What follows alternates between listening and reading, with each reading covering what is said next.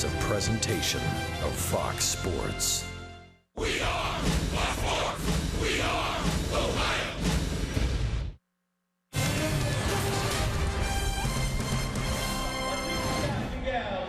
Well, the rain has stopped. The clouds are starting to part a little bit, and the Reds are hoping that the cloud over their road trip will end today, too.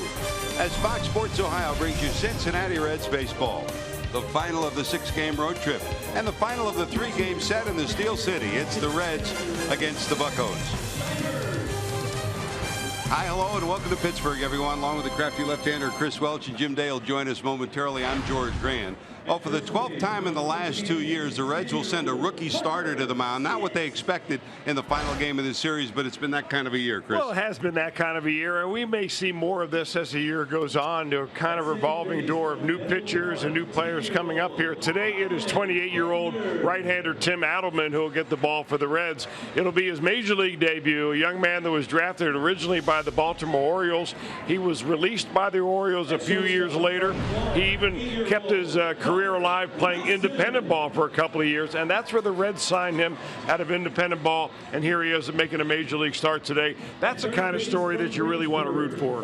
Tim also becomes the 8th rookie to start a game in the last 2 years. He'll face not a rookie, but a guy who's really rejuvenated his career as well. Jeff Locke has reconfigured his mechanics, Chris, and he'll take the mound, the lefty, against the Reds. Well, he is also a 28-year-old, except he's got some major league experience. In fact, a lot of it against the Reds, as a matter of fact. 12 previous games overall, Locke has seen the Reds. He's a guy that is not overpowering. He's trying to use more of the inside part of the plate and outside part of the plate this year. He's coming off a very good outing in Colorado his last time out, but prior to that, he really struggled a little bit. So we're really not sure what we're going to get with Locke. The Reds desperately need a win here on Getaway Day. Speaking of a good outing, Jim Day has a good outing every time he steps to the plate. Coming up next, he'll review which were the high moments of the month of April for the Reds in 2016.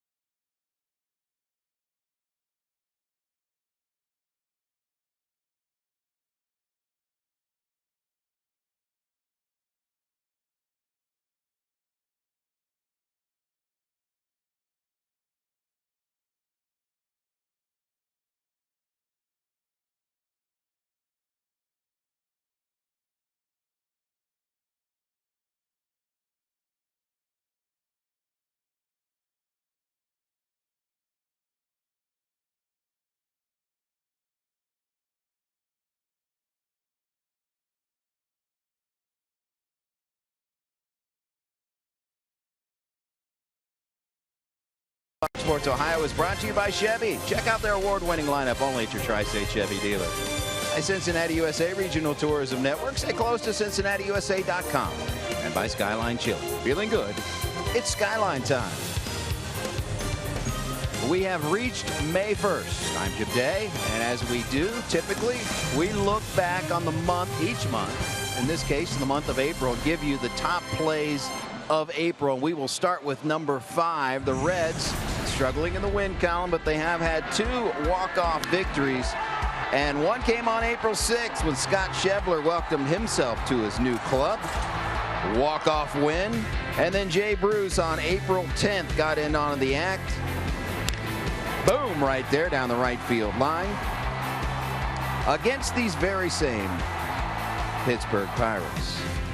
Moment number 5. We'll count down 4, 3, 2, and 1. Coming up, George Grand. Good stuff, JD. We're ready to play baseball here, and from a Red standpoint, they were happy to get the game in yesterday and happy to leave town today and head home, where the Giants will come to town. Johnny Cueto coming to town tomorrow. Let's see if they can pick up a W to end the road trip. Don Long talking to Jay Bruce, and Zach Cozart moseying his way up to the on-deck circle, because here's the starting lineup for Brian Price and the Reds. Cozart in at 361 will lead it off. Billy Hamilton moved up to the number 2 spot today. He had 3 hits yesterday. Joey Votto behind him. Brandon Phillips, Jay Bruce. Eugenio Suarez, who's had some success against Locke, will hit in the number 6 spot. Duval, Barnhart, and Adelman, the pitcher, will bat in the number 9 position. Throwback unis, Chris. You remember these when you used to play.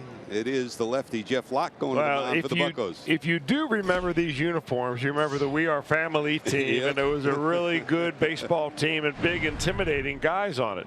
I'm not so sure this version of the Pittsburgh Pirates really falls into that category, but they're off to a pretty good run themselves, the Pirates are. And Jeff Locke, a left-hander, coming off a really good outing his last time out, Colorado. 6 innings of shutout baseball where he struck out 8. The lefty delivers a strike on the outside corner. The umpires Will Little behind the plate. Teddy Barrett's at first. Sean Barber at second. And Angel Hernandez is your third base umpire as the Pirates overshift to the left side against Cozart, and this one's banged right at the second baseman. Josh Harrison is behind the second base bag. Now the shift takes one away from Cozart, and there's one away. It's officially a 4-3 putout. Our IGS bringing the energy numbers. Billy Hamilton on this road trip. Chris, he's shown some life. 353 average, 6 for 17. Well, you got to get him going. He's in the number 2 hole today, Hamilton is, instead of batting in the number 9 slot. So maybe an indication that Brian Price believes that Hamilton is turning the corner. Boy, he sure turned the corner last night around third, scoring the Reds' lone run on a double by Cozart for the lone run that the Reds had last evening. So Billy's in now at 218.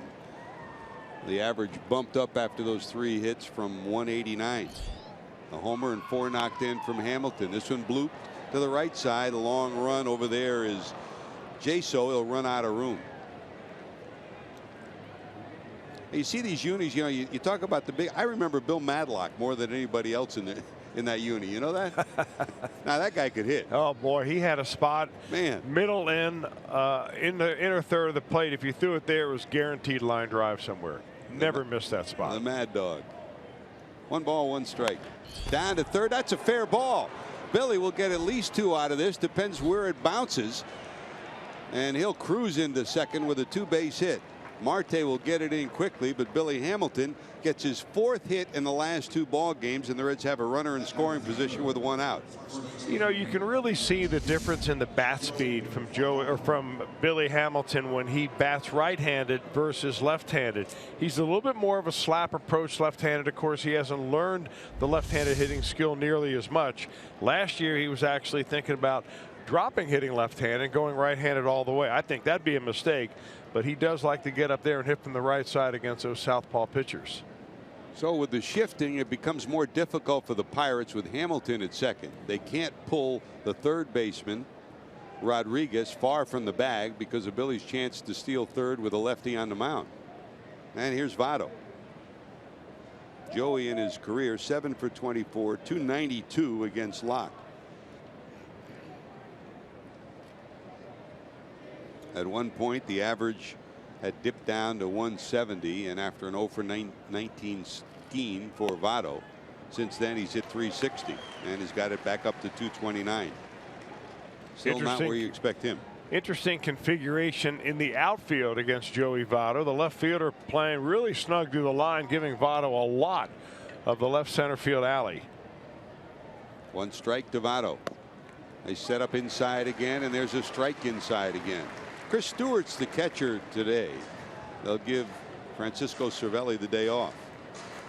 Cervelli has been outstanding in calling games for this pitching staff thus far. Stewart, good catch and throw guy. Jordy Mercer, the shortstop, right behind Hamilton, almost standing on the bag. There goes Billy. The throw down to third will not be in time. Even with our left-handed batter up, and even with the third baseman so close to the bag, Hamilton still picks his pocket. It's just really hard for a left-handed pitcher to hold Billy Hamilton on. You've got to make him stop. Even on a pitch that goes outside like that, you're right, George. You know, you might as well not create a hole in your defense and have that third baseman cover the bag, because the base hit would score him, because he's going to get the third one way or another. Stolen base number 5 for Billy. Oh, they call it a foul ball and tipped right into the glove. No argument from Votto. So Locke gets a gift, and Votto's retired. It'll go as out number 2, strikeout number 1. That'll bring Brandon to the plate. Votto thought, or Locke thought it was a strike, I think, on the call, and it wasn't until just a moment later. So Chris Stewart is asking for some help down there, and the home plate umpire decides, nope, I'll call that one myself. Let's see if Brandon can pick him up. He's in at 288, a homer, 7 knocked in. Against Locke in his career, 6 for 26. They'll play him straight away in the infield. Change up way out in front for strike 1.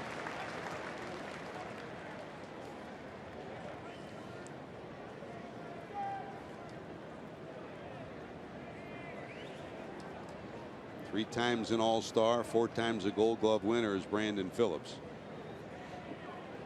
Now sitting on 1,493 career hits as a major leaguer. And as a Red, he continues to climb the big list.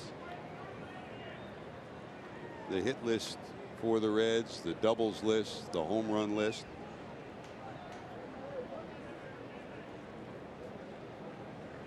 Overall number 13 with 181 career home runs is Brandon Phillips, and always brilliant defensively. He came up with another showstopper last night. That behind the back flip that he's done 3 times spectacularly. And he did it again last evening.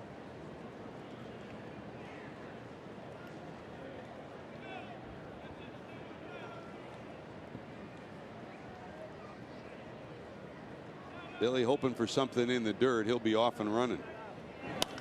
This one hit pretty good left center field, but who's closing on it? McCutchen is. He's got it. So the Reds get a double from Hamilton. He steals third, but he gets left stranded.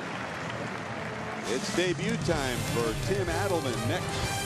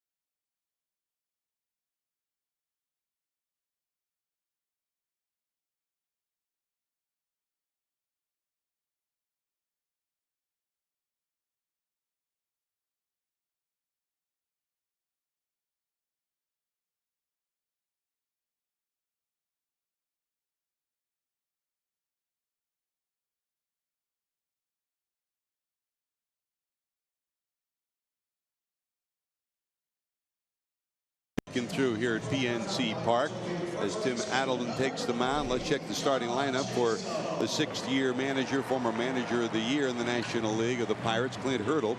John Jaso, who homered in his debut at bat yesterday, will lead it off. McCutchen bats second. Josh Harrison moved up to the number 3 spot. He takes a 9-game hitting streak in. Starling Marte, hit again by 2 pitches last night, is back at the number 4 spot. Polanco, Sean Rodriguez gets the start at 3rd. Jordy Mercer, Chris Stewart, and Jeff Locke. That's 1 through 9. And here is the 28-year-old making his debut, Chris. Well, it'll be a day of first for Tim Adelman. Congratulations to him for making it to the major leagues and getting a first start. And they'll take that ball and throw it right out and for some memorabilia. Those are his numbers that he collected at Louisville this year. 3 starts, a 2-0 record.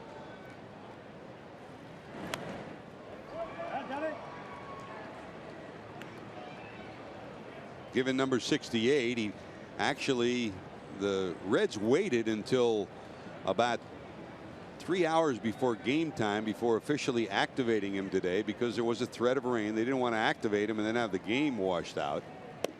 And they didn't know whether they need him or not.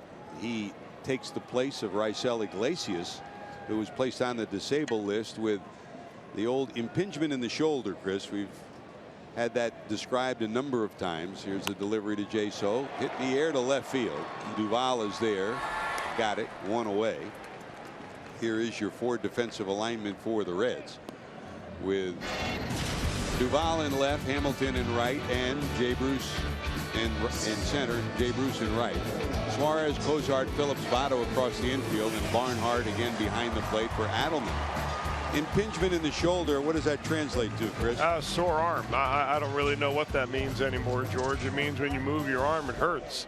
And like Brian Price said, you know, they don't really know what it is, the extent of the injury. They have ruled out surgery, thank goodness. But, you know, as he's not up here pitching, he's not helping the ball club. So let's hope that he gets better in a hurry. The Reds have been just beset big time, especially in their pitching core with all the injuries that they've tried to maintain. Here's McCutchen at 226, 5 homers and 10 knocked in. Reds over shift towards the left side against him. And ahead 0-2 is Adelman. I sure like the way he's going right after these hitters. He went 0-2 to the first hitter, John Jaso. He's gone 0-2 now to McCutchen. A lot of good things will happen if he continues that.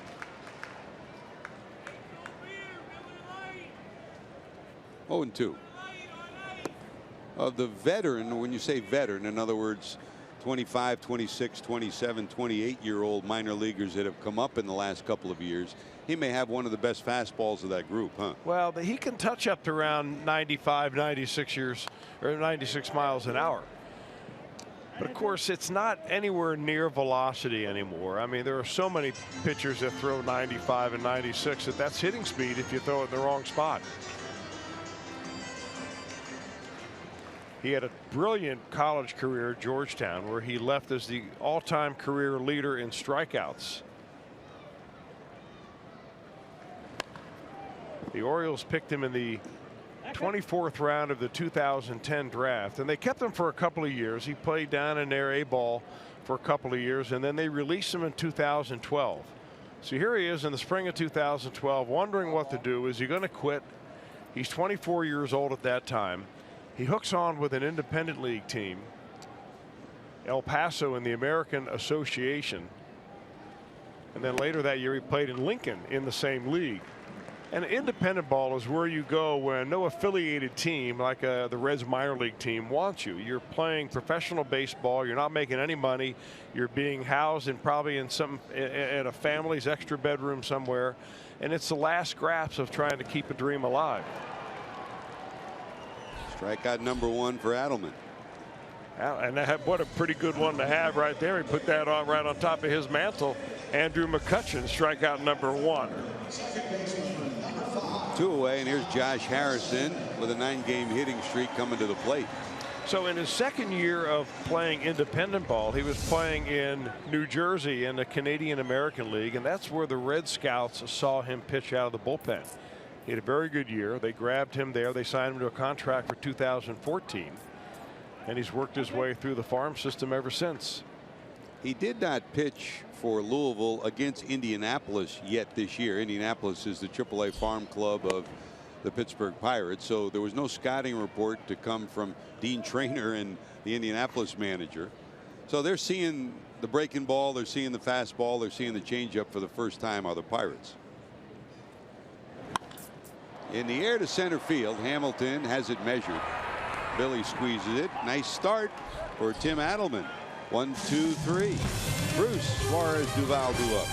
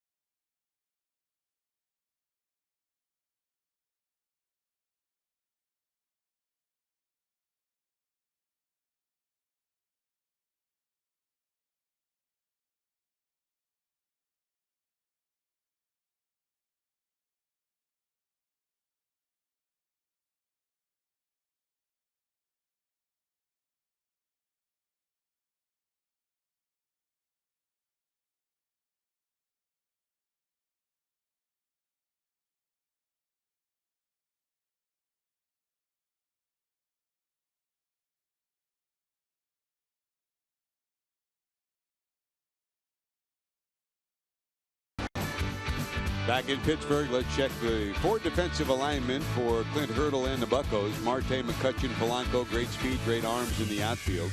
Rodriguez gets the start at third. Freeze will sit today. Mercer, Harrison, the double play combo. Jaso back at first.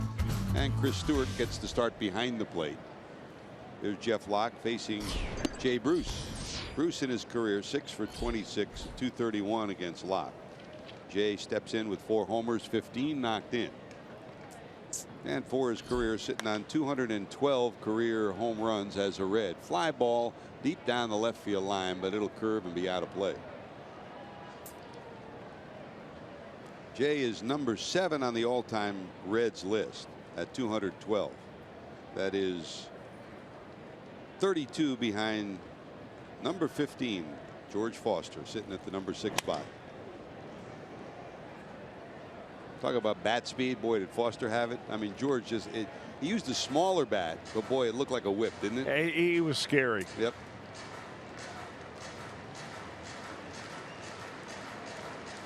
Brand new piece of lumber after Bruce breaks it. JB, of course, at the top of the Reds list of round trippers at 389. Frank Robinson at 324. And of course, Robinson wound up with over 500 for his career after moving to Baltimore. And there's Foster, followed by Jay Bruce. Second strikeout for Locke. 1 away here in the second, and here's Eugenio Suarez. Locke looks like he has pretty good command of that slider, and that's always kind of a do or die pitch for him. He's a left-handed pitcher that through the course of his young career, he's always pitched kind of in reverse, meaning he pitches to that third base side of home plate, inside to a lot of right-handers. They're trying to get him to use more of the outside corner. That slider to left-handers, though, when he puts it in that spot, not much you can do to it. Locke was originally signed by Atlanta, came over to Pittsburgh while he was still in the minor leagues in 2009, along with Charlie Morton, in the deal that sent Nate McLouth there.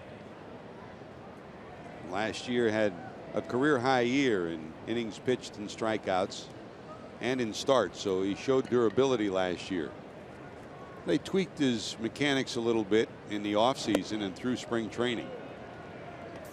just trying to simplify those mechanics more. He was a little bit of a Louis Tion twister and the big twist of his upper body, and they thought maybe that led to a little bit of his control problems. Dribble down to short. Mercer has it. 2 away. Last year is on the left for Jeff Locke, and you're going to see him really turn a little bit more, you know, not quite as much as Johnny Cueto, but pretty much in the same boat. And then on the right is a more simplified version that they tried to get him to adopt. It was more of a mental approach for him because he didn't want to get rid of something that got him to the major leagues. I think he's a believer now that a simplified motion can save you some energy, and it also can improve your consistency around the zone. Last year we saw him quite a bit in his career. He's 3-3 with an ERA of 3.14 against the Reds. Here's Duvall at 226 down the right field line, foul and out of play.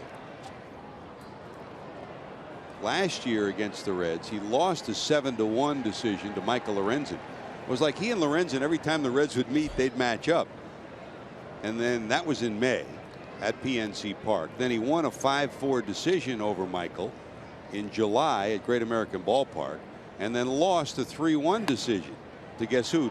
Lorenzen in September. So the three of them, the 3 times he matched up with the Reds, all against Michael Lorenzen. And we're hopeful, of course, that the Reds get Michael back sometime this year. He's still recovering from that bout of mononucleosis, trying to get his weight back and his strength back. It'll be a nice addition, Chris, when he does get back. Well, he's got $1 million arm, and we certainly hope that he gets back and gets healthy quickly.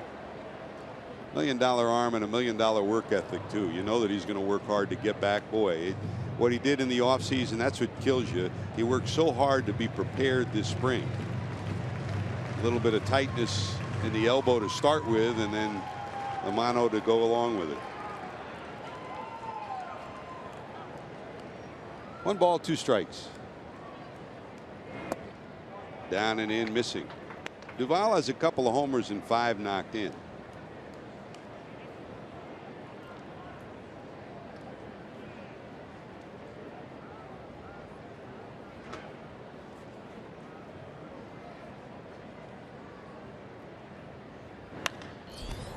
Off the end of the bat, but still hit pretty good. Warning track against the wall. McCutchen got it. Adam Duvall gave it a pretty good run. Nothing to show for it. We'll go to the bottom of 2. Marte leads it off.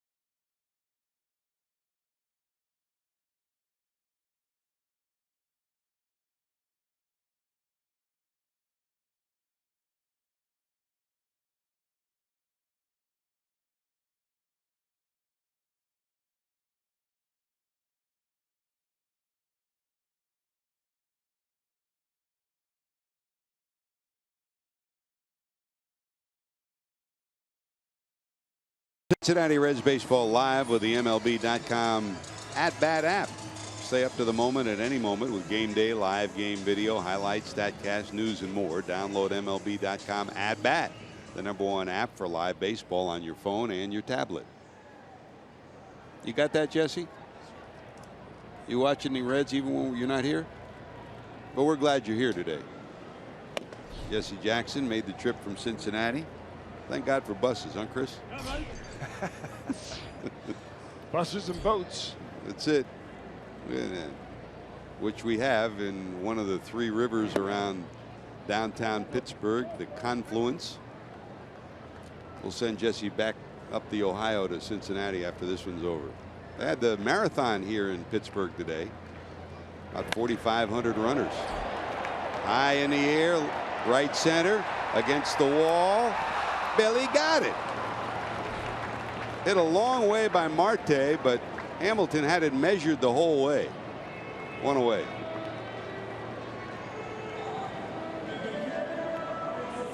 Now, the one thing Tim Adelman will have to get used to is improved defense behind him, because it improves dramatically when you get a center fielder like Billy Hamilton out in center field. He leaps for this ball. He was still a few feet in front of the wall. This is a big ballpark, and it looks like it's playing big today. There's Polanco, 302, couple of homers and 14 knocked in. Reds have handled him pretty well hitless in the last 2 games, and that was after he had a 7-game hitting streak on the road trip. Pirates hit a ton on this road trip to Arizona and Colorado. In fact, by the time the month ended, they had 15 wins. That's second all-time for the Pirates in the month of April.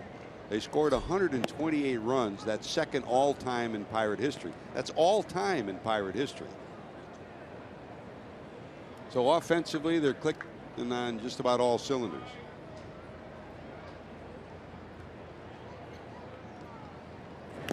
Look at this lineup. Jaso 316, Harrison 333, Marte 323, Polanco 302, Rodriguez 333. It goes on. Jordy Mercer 318, on and on. They had a big April, didn't they? Well, they had a big April from a batting standpoint, but they also had a big April from a number of walks that they've received too. Something that this team did not do very much of at all last year or the year before. 2-2. A rocket shot towards the alley. Billy will get there. Polanco will hold. Now he'll try for second. Here comes the throw. He's a dead duck. Perfect execution by the Reds, and it's Polanco's fault. He slowed up going down to second. He's wanting them to challenge it, and Dave Joss is going to the phone in the Pirates dugout. Clint Hurdle waiting, and now Hurdle will head back down. Here's another look. I'm not sure what he was thinking about right here. He was coming out of the box hard. Billy Hamilton comes over, and Hamilton has got a great arm. And I don't know whether he just tried to decoy Hamilton a little bit. We'll take another look as Polanco comes around first base. He slowed up right here and then starts going hard again. If he had gone hard all the way, he would have had it. Great job of slapping the tag by Cozart. And a great job of getting ahead of the hitters by Adelman. He is pumping first strikes to everybody. Well, thanks to Hamilton in this inning, 1 catch against the wall in right center, and then turning a possible double into an out, and there's 2 away and nobody on. And an 0-2 count. Boy, is this a refreshing sight to see. Get ahead, huh?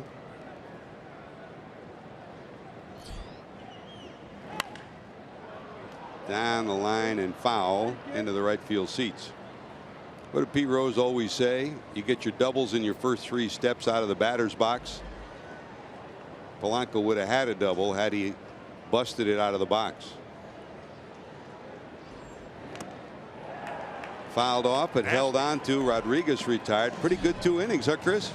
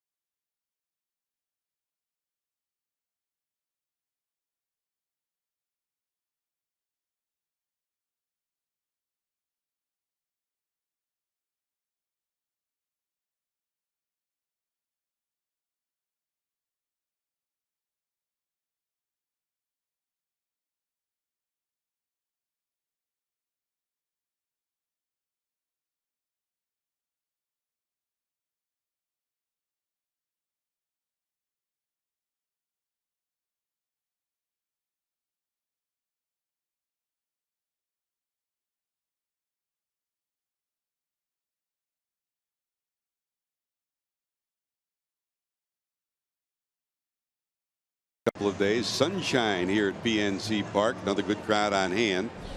34,000 yesterday's ball game, and on Friday night 29,000. Tucker Barnhart leads it off, followed by Adelman and then Zach Cozart. Now the story of Tucker's career, solid all the way through the minor leagues for the Reds after being drafted in 2009. And Chris, you say it so often, this is a game of opportunity. In 2014 he made the opening day roster because Devin Mesoraco was on the disabled list, and he proved he could catch. Bounce it down to short. Mercer has it.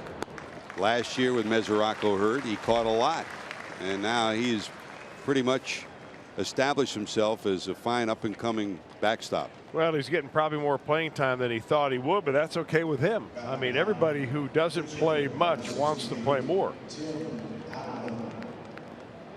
Pitchers like throwing to him. He executes a game plan very well. He's a really wonderful young man. And I can tell you one thing, he teaches the art of catching as well as anybody. We've had him over at Champions Baseball Academy a couple of times to run some catching clinics, and he was just outstanding. Well, here it is, first major league at bat for Tim Adelman. There's a strike, 1 ball, 1 strike.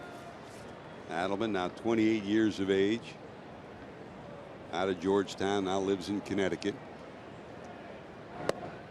Waves at that for a strike, 1 and 2.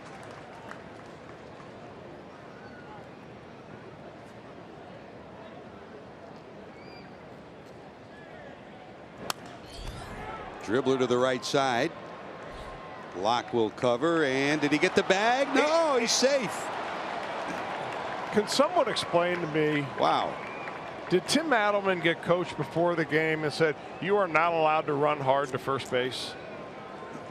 I mean, if he runs this out, there's no question about it at all. But even though he was jogging down the line, they still missed first base. Look at him. Locke steps at it twice, misses the bag, so he'll be safe. So Adelman's on.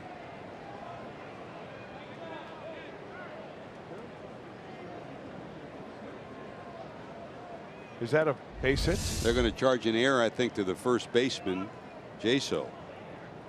I mean, it's Locke's fault too. Locke is not even looking for the bag. He kind of lollygagged it over there too. Maybe Freddie Benavides will lean over and lean into Tim Adelman's ear and say, you know, you never know how many major league at bats you're going to get. You might as well take advantage of each and every one and bust it. So 1 out, 1 on, and here's Cozart, who bounced out first time up.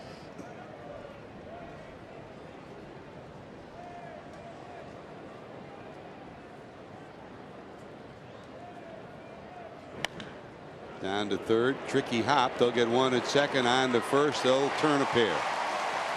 Reds get a base runner on the error, but the 5-4-3 ends the Reds' threat. To the bottom of 3 we go. Mercer leads it off.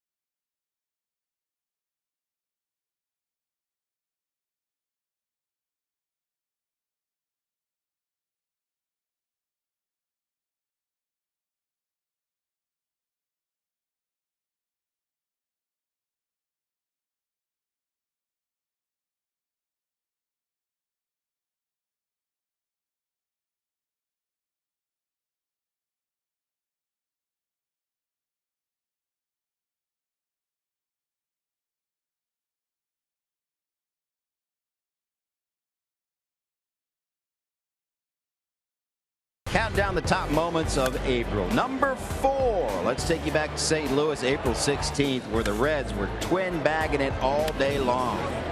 9 doubles tied a club record. Cozart had 2, Phillips had 2, Suarez, Votto, Mesoraco, Hamilton, Holt, all with doubles on that day.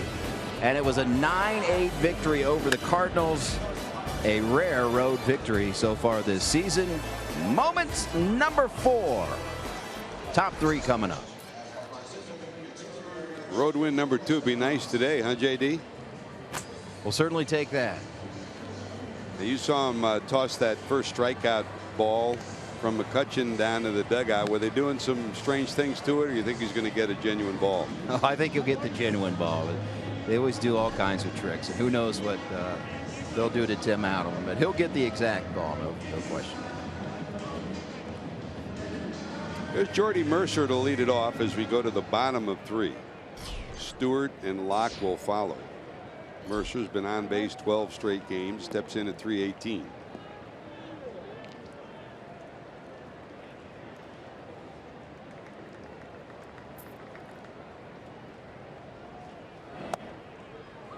That's a strike.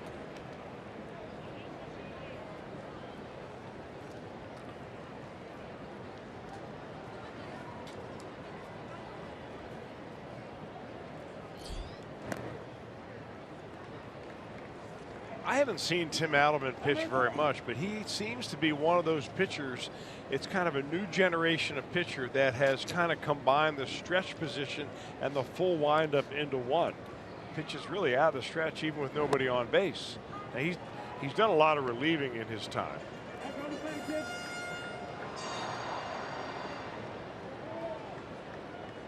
But he's got a little bit of a hitch or a hesitation.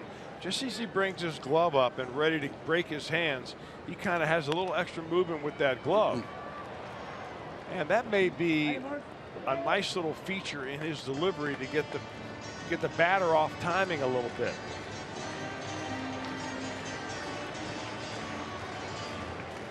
Take another look at what I'm talking about. Just watch his hands right in here. That's really what we're talking about, is a move and then a little click or a hitch, and then he comes to the plate. Hopped up right side. Votto in the coach's box. He's got it. Mercer's retired, 1 away. Boy, a strike throwing machine. You just got to love it. What you like too, Chris, I mean, he's a little funky. That motion starts that way, and then he gives you a little bit of the glove, a little bit of the shoulder, a little bit of the arm before you ever see the baseball.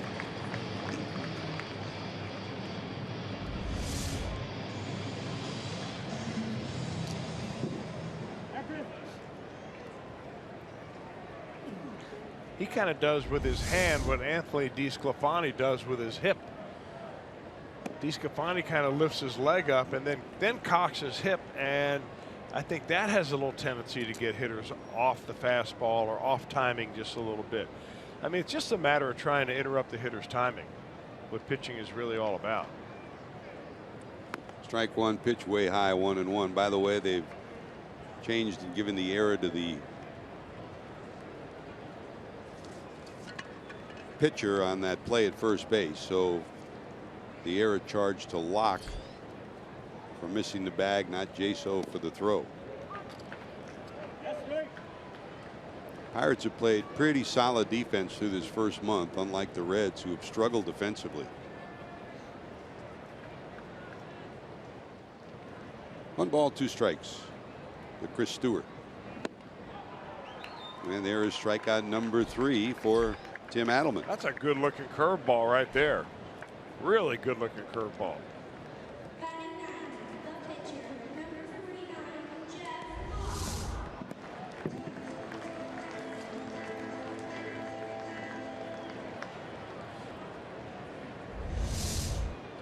Here comes a pitcher, Jeff Locke.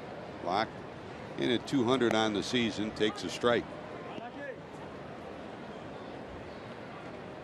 1 hit for the Pirates so far, a single to right center by Polanco with 1 out in the second. But Billy Hamilton threw him out trying to stretch it into a double. The only base runner the Buccos have had. The Reds had a double from Hamilton in the first. That's their lone base runner with an offensive effort. They did have Adelman reach on the air in the third.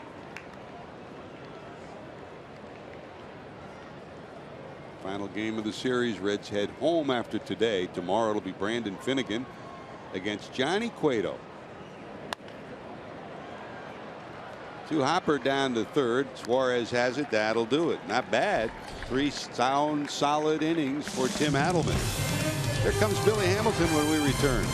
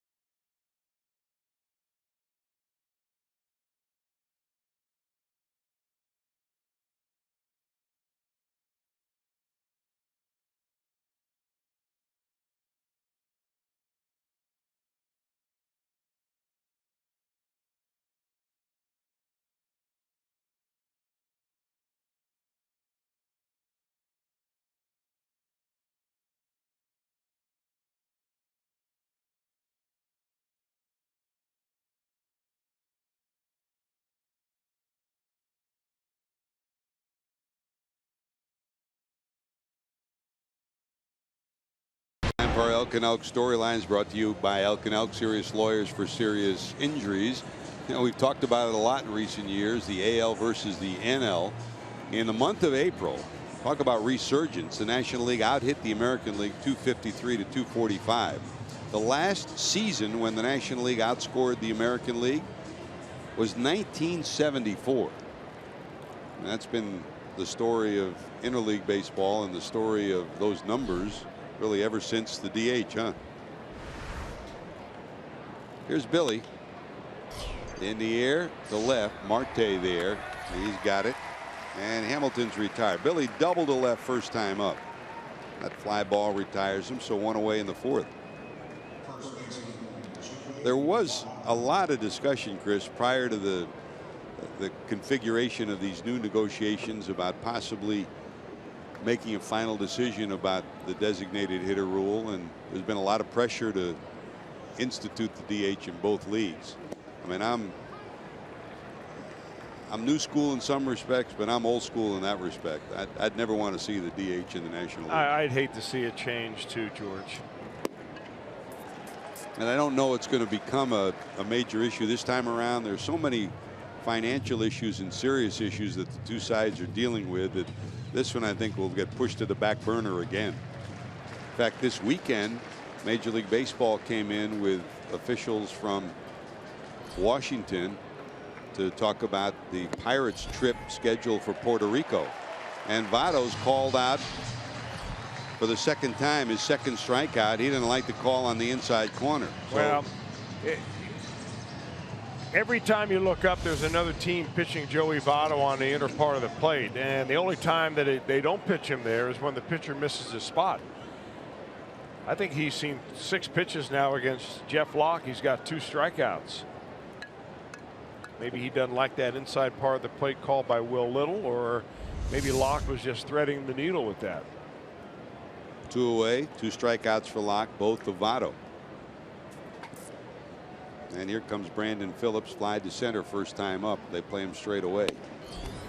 Back to the visit by health officials. The Pirates are scheduled to go to Puerto Rico and play a game down there, and many of the Pirate players have expressed concern over the Zika mosquito virus, and they were briefed on the latest numbers and the scenario surrounding their trip. And at one point, the Pirates had planned on a festive trip to Puerto Rico. And of course, they were going to celebrate Roberto Clemente and his heritage down there. He's so adored down there. And now it's becoming more and more to look like just the bare bones group of Pirate players, and immediate baseball officials will head down there. But it's a concern, certainly, on the basis of the fact, Chris, they don't know that much about this virus. Well, George, you spent a lot of time down in Puerto Rico in the wintertime. Did you have any thoughts about that while you were down there? Well, we weren't as concerned for ourselves, and where we are, it's, you know, they spray a lot, and we had no mosquito issues.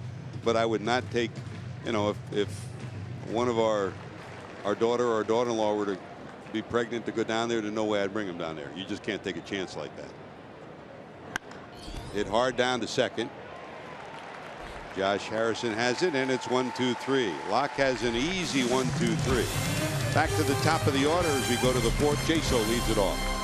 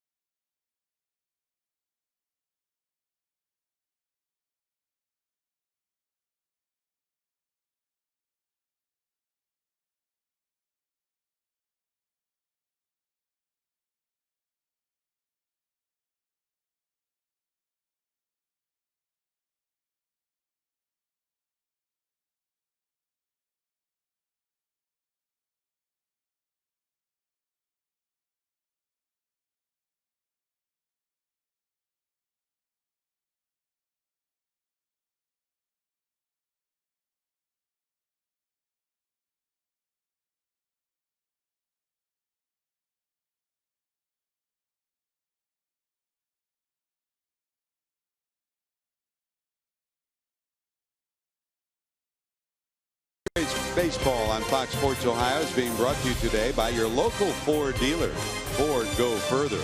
And by Cincinnati Children's, ranking 3rd in the country on United States News Best Children's Hospital. Well, we're blessed in Cincinnati to have Cincinnati Children's Hospital. It does so much wonderful work in the community and throughout the Midwest, for that matter. Same story here in Pittsburgh, where some of the Pirate players showed up yesterday at the Children's Hospital here, and I know back home in Connecticut, Yale New Haven Hospital, their Yale New Haven Children's Hospital, very much like Cincinnati, one of the top-rated children's hospitals in the world. A lot to be proud of. That's the one thing, Chris, I think that's probably changed more than anything. When you started playing, not many people on a ball club went out in the community in a concerted effort, but now players almost every week when they're home make an effort to touch the community in different ways, and that's a good part of change in baseball. Well, the ball clubs are much more in touch now than they used to be. I mean, look no further than the Reds Community Foundation and what they have done in the community, not just around youth baseball, but around all sorts of things to help the community in Reds country. Bob Castellini, Phil Castellini, Karen Forgas, Charlie Frank with the foundation. I mean, the Reds have improved as an organization in so many ways, but more importantly, what they've done in the community is just remarkable. What they've been able to do is to engage people in the community that have the wherewithal to give back and really make a difference. And they've asked these people, you know, for some, you know, contributions, for some help. Whether it's influence or whether it's dollars, and they've been able to refurnish fields and get kids equipment who wouldn't normally be able to play baseball. I think it's just a wonderful way to give back to the community, and a lot of the players have gotten involved in it. So every time you see a grand opening or a ribbon cutting, there's a there's a Reds player, usually an all-star there. Phillips smothers it, and there's an all-star play. Brandon Phillips, a dandy. He robs Jaso of a hit with another outstanding play last night. It was a flashy behind the back flip. This is just vintage Brandon Phillips smothering this ball through the middle. Guy comes to play every day. I mean, there's just no way about it. We've talked about all the highlight films, and this wouldn't make one of those, but you see that play by Brandon Phillips, you know, 2-3 times a week if you're watching the Reds closely. And you talk about it as the leadoff hitter. That's a single. Runner on first, McCutchen coming to the plate.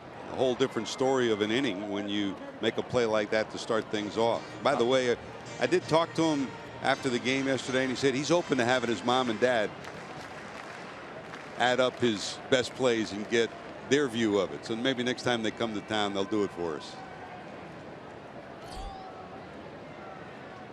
Here's McCutchen, struck out first time up.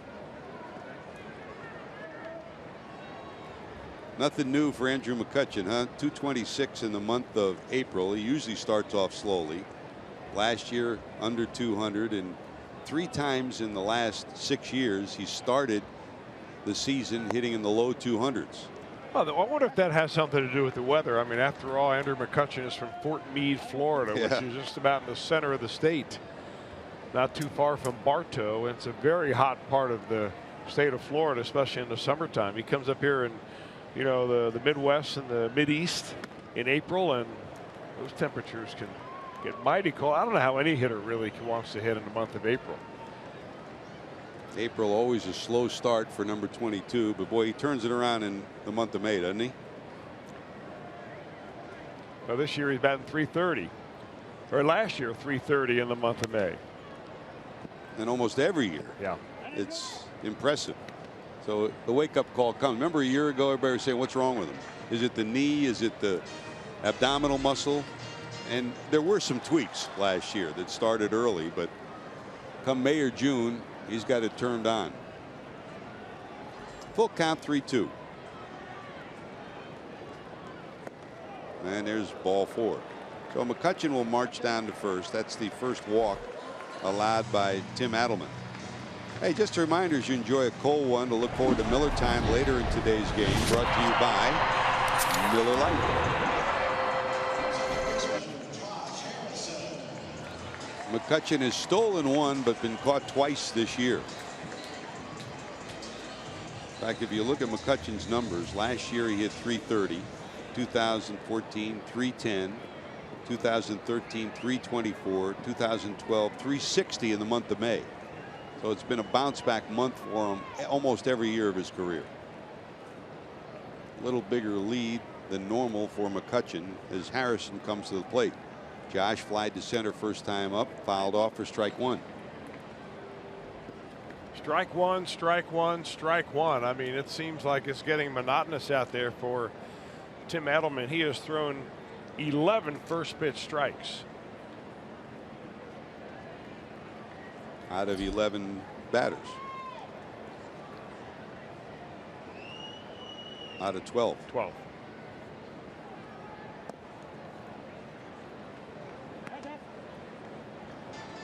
Strong starts by Reds pitchers have been few and far between. Robert Stevenson, the only one to pitch 7 innings for the Reds so far this year. They could sure use a shot in the arm today.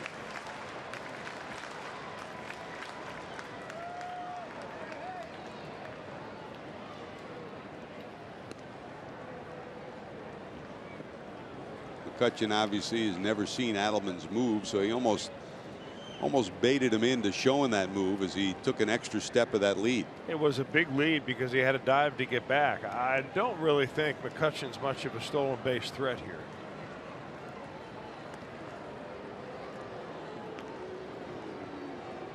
I mean, McCutchen doesn't know really yet whether Adelman's going to mix in a slide step or whether he has a modified slide step.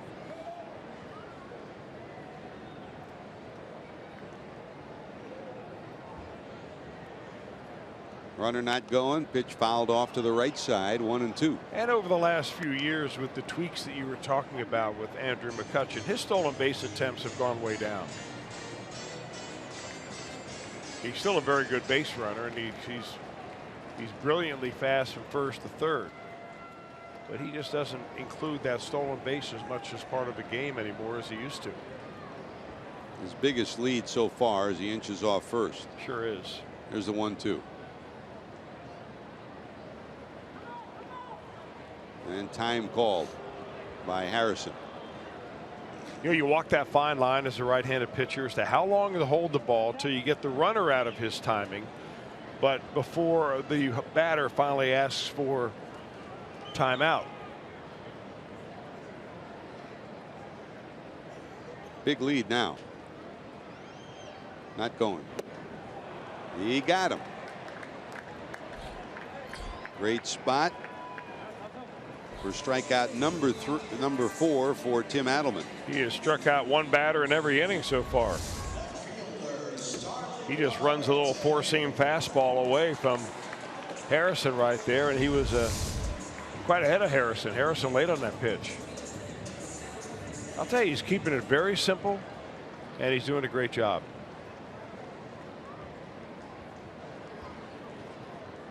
Here comes Starling Marte, robbed of extra bases on a nice play by Hamilton against the right center field wall first time up.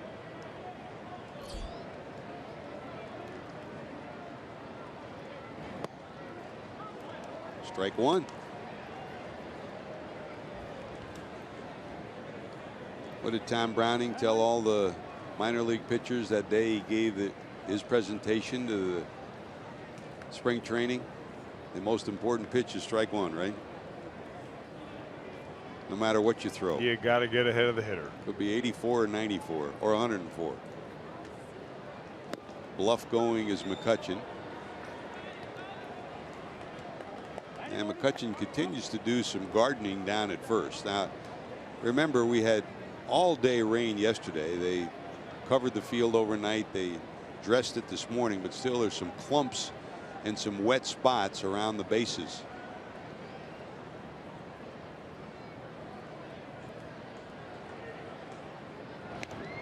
I'll tell you, watching this ground crew here, George, and they do the same at Great American Ballpark, but they worked on this field for about 3 hours nonstop. I mean, they picked up every piece of loose dirt that didn't belong where it was. They washed off all the grass. They cut the grass again. And that's a process that takes about 10 guys to get involved in. One lawnmower. Just got his hand back in. And 6 or 7 guys standing around. Looked like a county project. Just got his hand in. You don't miss mowing the lawn at the Ponderosa. I know that. Breaking ball misses. New grounds crew here this year. In fact, the 2 places we went on this road trip, the fields are much better than they ever have been. In New York at Citi Field and here at PNC Park. The Reds are blessed with one of the best fields in all of baseball. From day one, when Doug Gallen took over, to now John Lord and his crew do a great job, especially last year. I mean, it was a remarkable last year. They pulled the tarp 97 times in Cincinnati last year. The guys deserve a medal. Did they get him? Almost. Twice they almost got him at first. Now let's see if McCutchen will try to turn that around on the 2-2 count and take off. Would you pitch out 2-2? Not often, huh?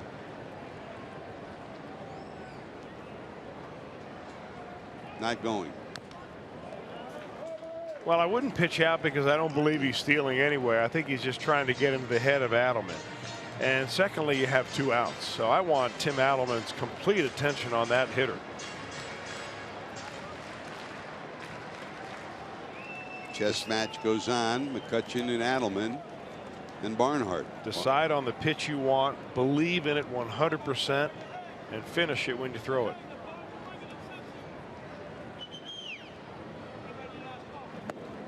And he did. Great spot, swing and a miss, back-to-back strikeouts, 5 strikeouts for Adelman. Boy, he has been outstanding thus far. Bruce will lead it off.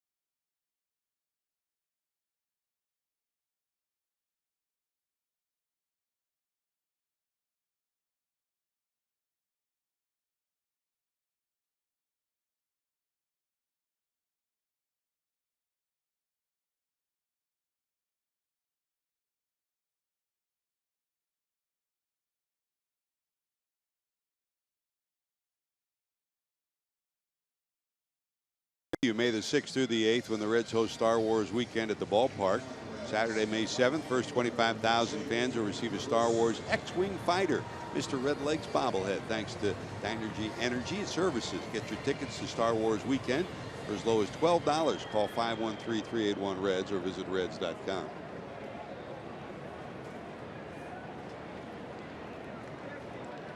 Two guys pitching their ball game on this day. We go to the 5th. Jay Bruce, who struck out first time up, faces Jeff Locke.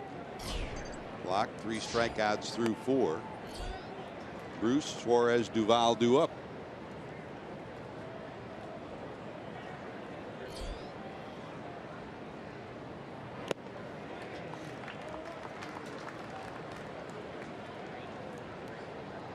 One ball, one strike to Jay Bruce.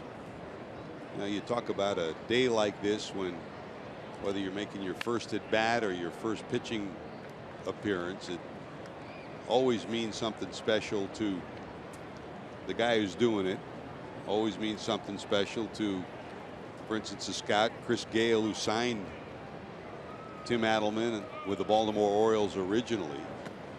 And it always, Chris, means something to mom, dad, the family, and everybody around you who sometimes get to come to the ballpark. Sometimes they find out too late. And this was a kind of a unique situation. They knew that there was a chance he might be pitching today, but they weren't sure if it would become a reality. But in this particular case, Tim Adelman got here from Louisville. He is starting when there was a threat of rain, and this game might be rained out. Here's the 3-2. Swing and a miss. Bruce retired. And JD, you're downstairs with the family reps. Absolutely. We're here with Randy and Cindy, the parents of Tim Adelman, and upwards of 28 people came to cheer on Tim Adelman today. And Randy, what are your emotions right now? The word that comes to mind is surreal. You take a deep breath a lot and look at the body of work from the time he was 6 years old and until he's standing out on that mound, and it's indescribable. Mom, what are the emotions going through you right now? I think my husband summed it up perfectly, and we're just so grateful to be here. Now, this was a whirlwind because you didn't find out till yesterday, and I understand you were flying into Louisville and thought he was going to pitch there. Now, how did all these people on short notice get here? That's a logistics nightmare and a complicated question that I can't answer, but we had people from Florida at a wedding. The captain of his college baseball team got married yesterday. He didn't want to steal the thunder of the bride, so they found out about 9 o'clock last night and rallied and took flights at 6, 7, 8 this morning to get here. My brother's here, his wife is here. It's just, the small village is absolutely true here. So many people had a hand in this, so many great coaches and friends that make it possible, and they all just unbelievably rallied to get here. And it's taken some guys take longer than others to get here. Mom, were there ever times where he had to give Tim a pep talk and keep with it, son? He usually ended up giving us the pep talk, so he's pretty steady Eddie and just always knew what he wanted to do and just has never given up. So. Final question for you, Dad. He's doing pretty well so far. Yes, he certainly is. And from our standpoint, couldn't be prouder of just the mental effort here because, as you know, your debut, it's just a whirlwind. And so it's just been indescribable, frankly. I got to tell you what, George and Chris, there are some proud people up here in the stands, and why not? This is a day they will never forget, a day Tim Adelman will never forget, and Mom's over here fighting back the tears. I can see it. Hey, JD, while you got him there, I mean, you talk about scouting reports. Nobody can give you a better scouting report than Dad on his son. Maybe you can get a scouting report on how he developed, how he emerged, and what he does best, what he's done through his career. I want to get a scouting report from you, Dad, on no one better to get it from you. How did he develop this repertoire, and how's he being successful so far today? You've seen him every year he's pitched. Well, Well, actually, we're going to do that when we come back. I'm sorry, third out of the inning. We'll be back after this. PNC Park in Pittsburgh, Reds and Pirates at Fox Sports Ohio.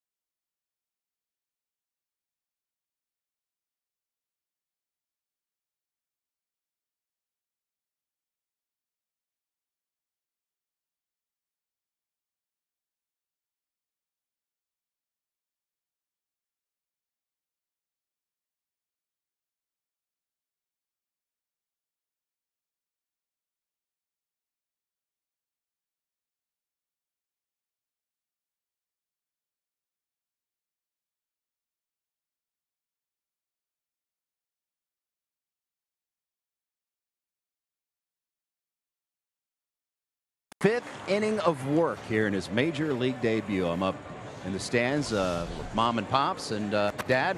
As we were going to break, wanted to get a breakdown of how he's got here. Break down his stuff.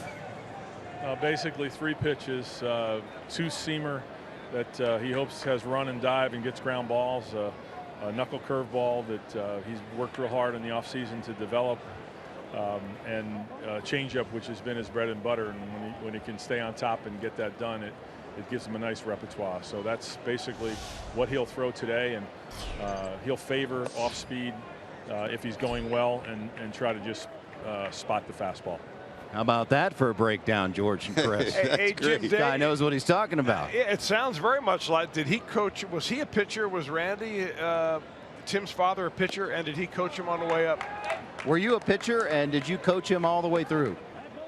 I was a poor excuse for a pitcher in high school. I probably was mid-80s right-handed, but loved the game. Tim has just embraced it. His grandfathers are huge baseball fans, and we're just a baseball family. And I'm gonna have to stop talking to you now.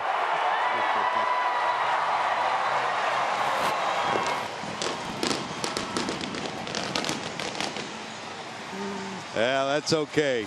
It's still a great moment and a great memory for the entire family. Thanks, JD. Thanks, Randy. Thanks, Cindy. And Gregory Polanco finally coming alive in the 3rd game of this series.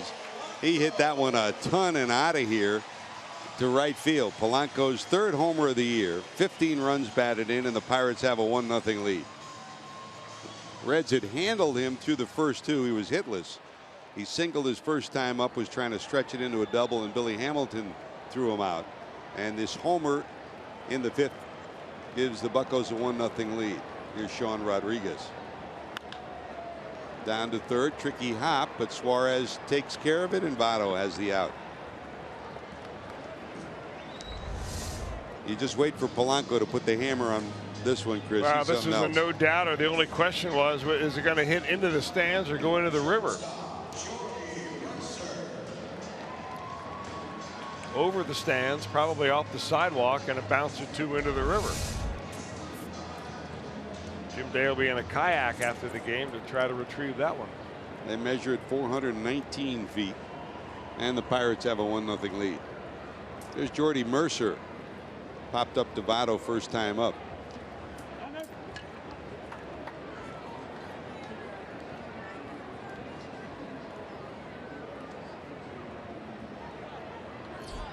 Yeah, they confirmed now that it did bounce into the Allegheny.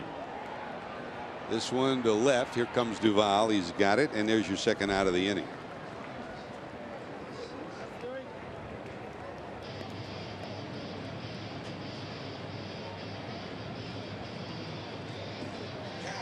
So it becomes the 39th home run to bounce into the Allegheny, 39 times by 29 different players.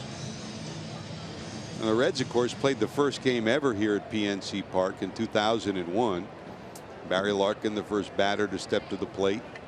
Sean Casey had the first home run ever hit here. For a Pittsburgh native, that always will be a special moment for Case.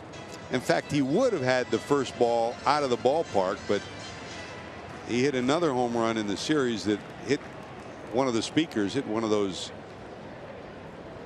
speakers that rise above the stands, or else it would have been into the river.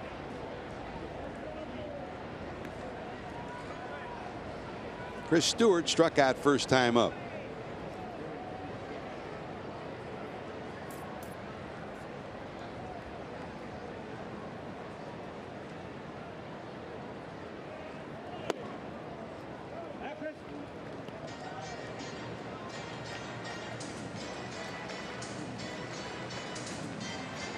Adelman about to deliver his 72nd pitch of the afternoon to Stewart. Here's your 2-1. Yes, missing down. 3-1.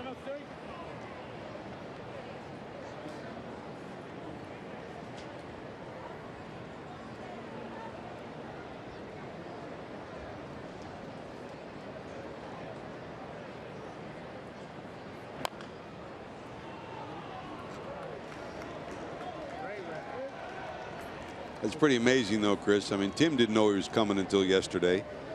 You get 28 family members, mom and dad, all make it here. It's pretty special. It really is. I mean, it looked like a great looking family. They could not be happier right now. I couldn't be happier for Tim Adelman. I mean, a couple of years ago, he's probably contemplating just quitting the game entirely. I mean, it's really, truly, you know, you're against the odds anyway when you sign a pro contract. You're a 24th round draft pick. Chances are that you're not making the major leagues. A couple of years after you sign, the team that signed you lets you go and says, yeah, you know, we don't even have a place in our minor leagues for you anymore. And you bounce around between 2 or 3 different independent ball teams and just trying to keep the dream alive. And he pitched a great game his last time out for the Bats, 7 innings of shutout baseball, and the best game he had pitched all year for Louisville, but it was perfect timing. Reds needed a pitcher today. The time of the rotation for Tim Adelman lined up completely. He was throwing the ball well per the guys from down in Louisville. And next thing you know, he's on a big league mound. Strike 1 to Jeff Locke. Make it 0-2 to the Pirate pitcher. I just love the way the guy throws strikes. He is simplifying the whole process.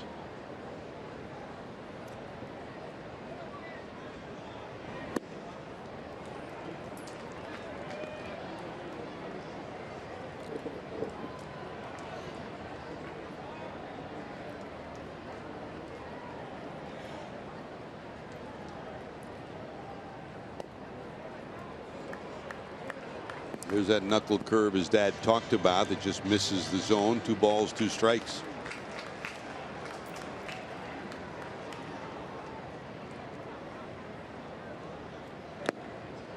Got him.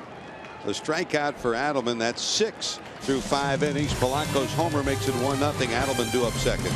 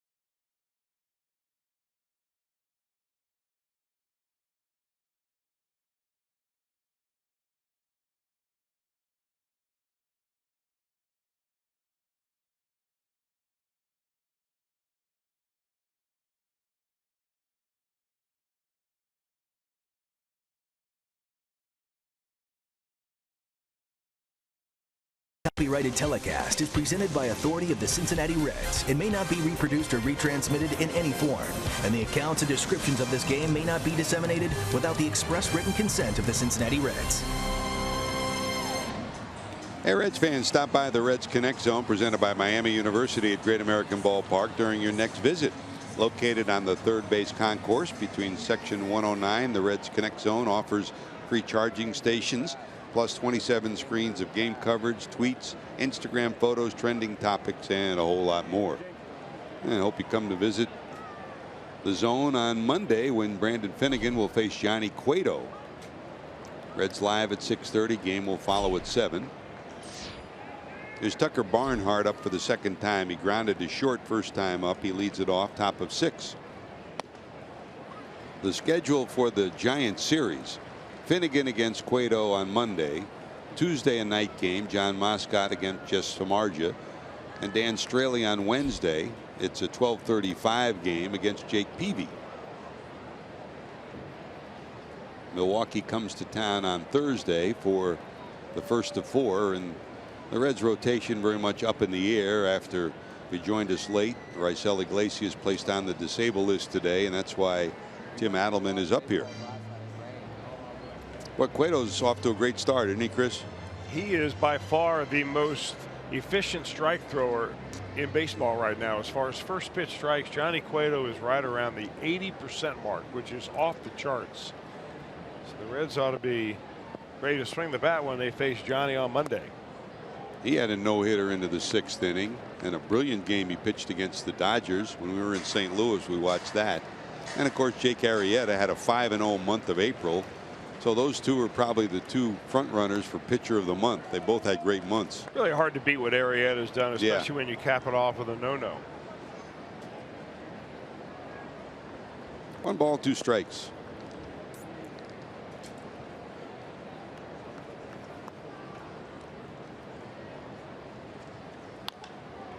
Loop down the right field line towards the corner. Barnhart rounds first. He's going to try for 2. Polanco has trouble digging it out. He'll have a double. So a double for Tucker Barnhart. He's 1 for 2, and the Reds have the tying run in scoring position here in the 6th. You know, the older Tucker gets, the more experience he gets at the big league level, the better his swing gets, more controlled. I can keep his hands inside the ball right here and just try to get the barrel of the bat on the ball. That's the whole idea. Let the angles take care of themselves, and he's able to barrel it up, keep it fair down the line, and pick up a double. He's learned from his assistant hitting coach, Zach Cozart. They're almost identical, Well, their you know approach. what? Huh? That's a great example there. You're right, George, of guys having very similar swings. Here's Adelman showing bunt, fouls it off. Could really help himself right here. And of course, what he needs to do is get that bunt down the third baseline. You got to get that third baseman to field this ball and let Barnhart get to third base. You know, it's not easy to lay a bunt down to get the catcher who's running over to third. They're going to hold him tight out there.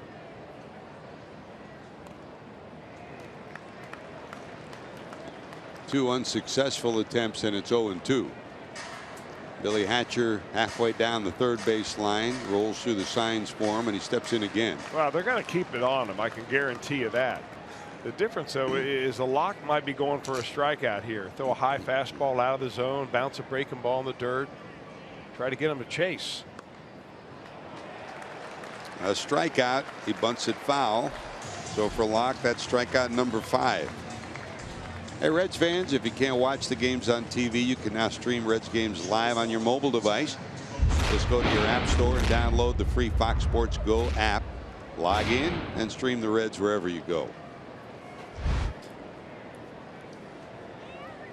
Great to have you with us on Fox Sports Ohio. George Grant, Chris Welsh, Jim Day, Josh Hall, our producer, Brian Hunterman, our director, Kevin Pennewitt giving you some highlights, and Jim Miller dialing up some graphics for you.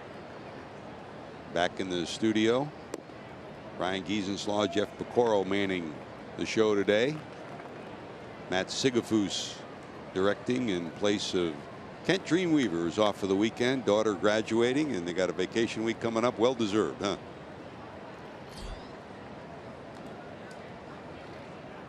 I think Rufus is off this week too. Didn't Ron Millenor go to the Pearl Jam concert? He would miss one, would he? Wherever it was. Wherever it was. 2 balls, no strikes. Ahead in the count is Cozart trying to get the run in. Zach bounced to second and bounced into a 5-4-3 double play.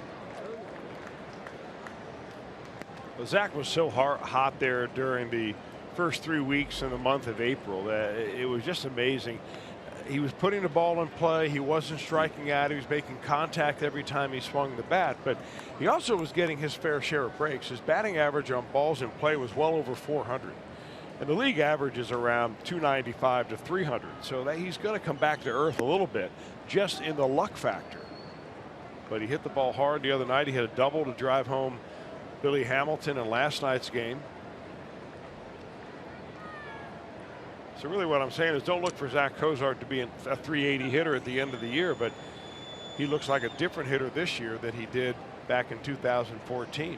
He's certainly solidified the leadoff spot thus far this year. And there's ball 4.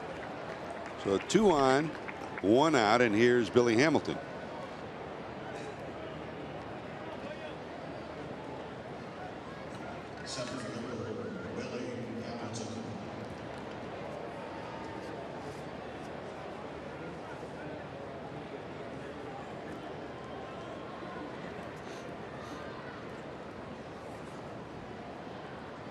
Billy picked up his 4th hit in the last 2 games, a double to right in the first time up,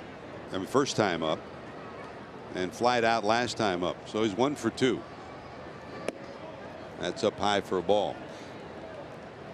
Yeah, I'd really like to see Billy Hamilton take a few pitches. You got to remember that when you're facing Jeff Locke, even though he did have a good outing his last time out, 6 innings of shutout baseball, previous to that, his control has been abominable. In fact, he has thrown almost a walk per inning. So you come into this ball game, and one of your game plans has to be, I'm going to make this guy throw strikes. Last time up, Billy jumped on the first pitch and he hit a little lazy fly ball to left fielder. I want to see Hamilton take as many pitches as possible off a guy like Jeff Locke. Hit down the third base line, but just foul by about a foot over the bag. That gives you 1 run, maybe 2. I want him to be aggressive with runners in scoring position. That was exactly, or nearly exactly, where that double went in the first inning. 1 ball, 1 strike to Billy. Down to third, almost the exact same spot, foul again. So that's a little slider cutter that Jeff Locke throws, and it's almost impossible to keep that ball fair because it's boring it on your hands. It's going down. The only way you're going to put the barrel on it is if you hit it way out in front of the plate. And when you do that, you pull it. Rodriguez still hugging the line with Hamilton at the plate. Rodriguez has played just about everywhere in the infield the last couple of years for Clint Hurdle. Will regularly be the defensive replacement at first and gets the start at third. There's Dave Joss, the veteran bench coach, in his 2nd year of the bench coach for Clint Hurdle.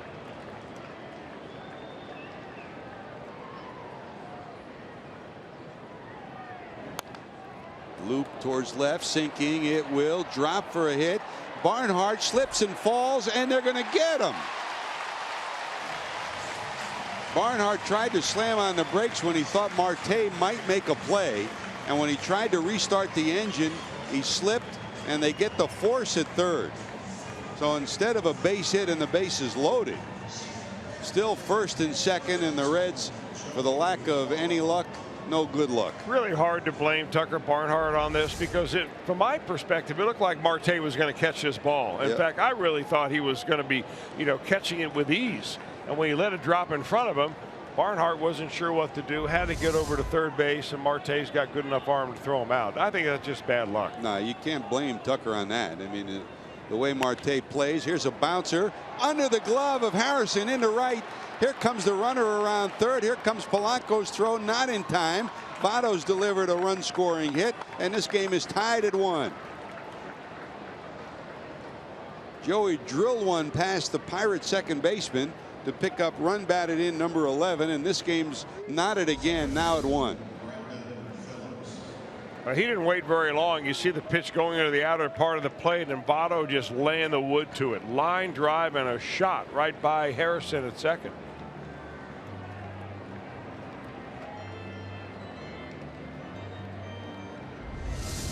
So Votto's on at first. Cozart went all the way to third. It's first and third with 2 outs, and here comes Brandon Phillips.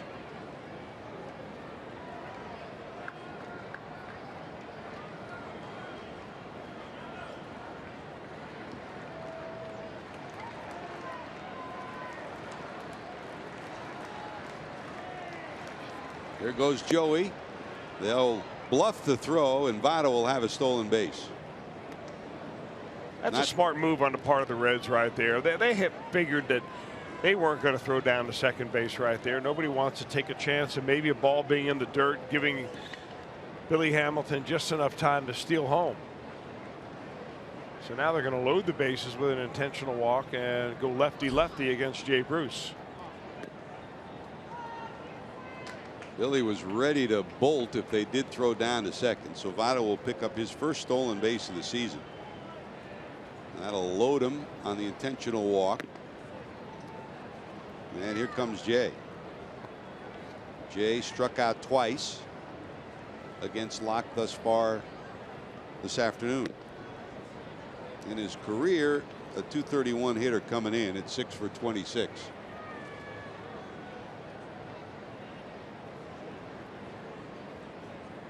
Against Bruce, Locke has thrown fastballs up and breaking balls in the dirt. Hamilton very cognizant of a ball in the dirt.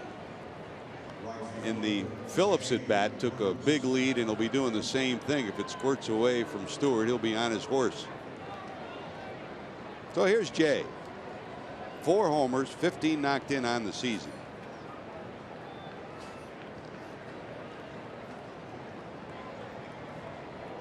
Trying to pick up another grand salami. There's your fastball in. Well, exactly the way that Locke started him off last time. 2 fastballs in, a slider away, and it was a strikeout for Bruce, which is what he's done each time he's faced Locke in this game. Locke from the stretch with the bases loaded. Breaking ball down and away with Hamilton a third of the way down the line at third.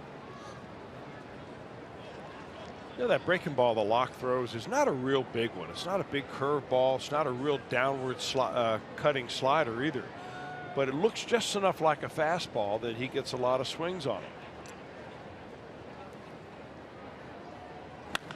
Ripped into the right field corner. That'll get at least 2 in, maybe 3. Phillips is on his horse. 1 run scores. Here comes Phillips. The throw to the plate will be in time. They got him. But Jay Bruce delivers a rocket into the corner that plates 2, and the Reds have a 3-1 lead. Oh. Another look at the swing, Chris. Well, he didn't get it in there far enough, and Jay Bruce ready for it, dropped the hammer. Here comes Brandon Phillips around. They call him out at the plate. Will Little, the umpire. Now, as soon as that happened, you watch Billy Hatcher right there in the corner of your screen. He comes out of your screen now, but he jumps up and down saying there's no way they got him. So Brian Price waiting for the word from Rob Coughlin. Are they going to take a chance at a review here? He might be in there. Originally it looked like he was out, and so far, and now Brian is heading down to the dugout steps, and they will not challenge. But Jay Bruce delivers. Reds lead at 3-1.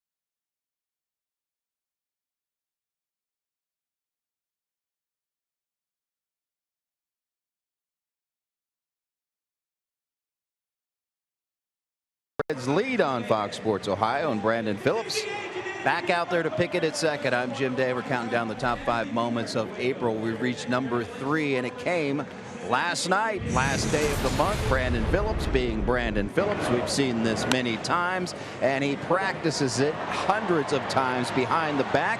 credit Votto for being ready for the flip. We talked to Phillips about his philosophy of going behind the back. Going behind my back is better than myself trying to catch the ball forward, and then I got to turn my body all the way around to throw the first. I just feel like if I practice on something like that, you know, it just happened in the game like it did today. And I just thought that was the best play to really make. And as long as you make the play, that's all that really matters. You know, even though I did look good making that play. And a little dab at the end. Top two moments coming up. John Jaso flies to center field, one away. By the way, JD, BP says he's cool with you sitting down with mom and dad to evaluate his greatest plays. That would be a fun sit down. It really would. I tell you what, I spent a lot of time talking to his father in spring training. In fact, over the years, talked a lot of baseball with him, and his dad, a big baseball guy, if you will, the academy down there in Atlanta, and he is Brandon's #1 coach. No question about that. And you know where he got his smile from, right? The two of them, huh? Do you ever see them not smiling? No. No. Particularly the mom. He really got his mom smile. One away. Here's McCutchen, struck out and walked.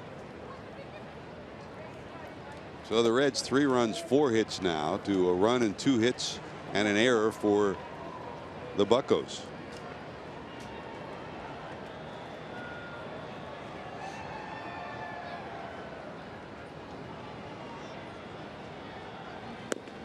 By the way, to tidy up that RBI double by Jay Bruce for Jay, that's his 220th double. That ties him for number 18 on the Reds all-time list with Ernie Lombardi and Joe Morgan. Pretty good company. Center field, back, Hamilton, got it.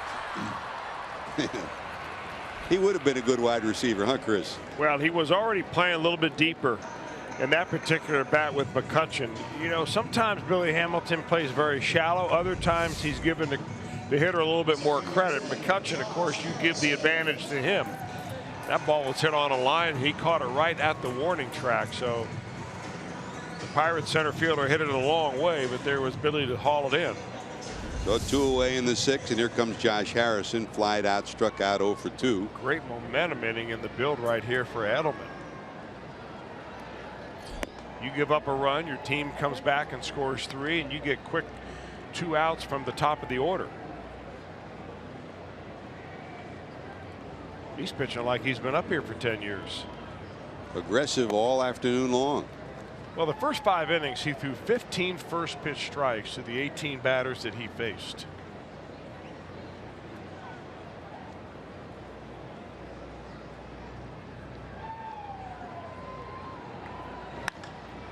Right field, Bruce over, measured it, got it. 3 fly ball outs in the 6th. How about 28-year-old Tim Adelman? What a brilliant start so far. He's got a 3-1 lead.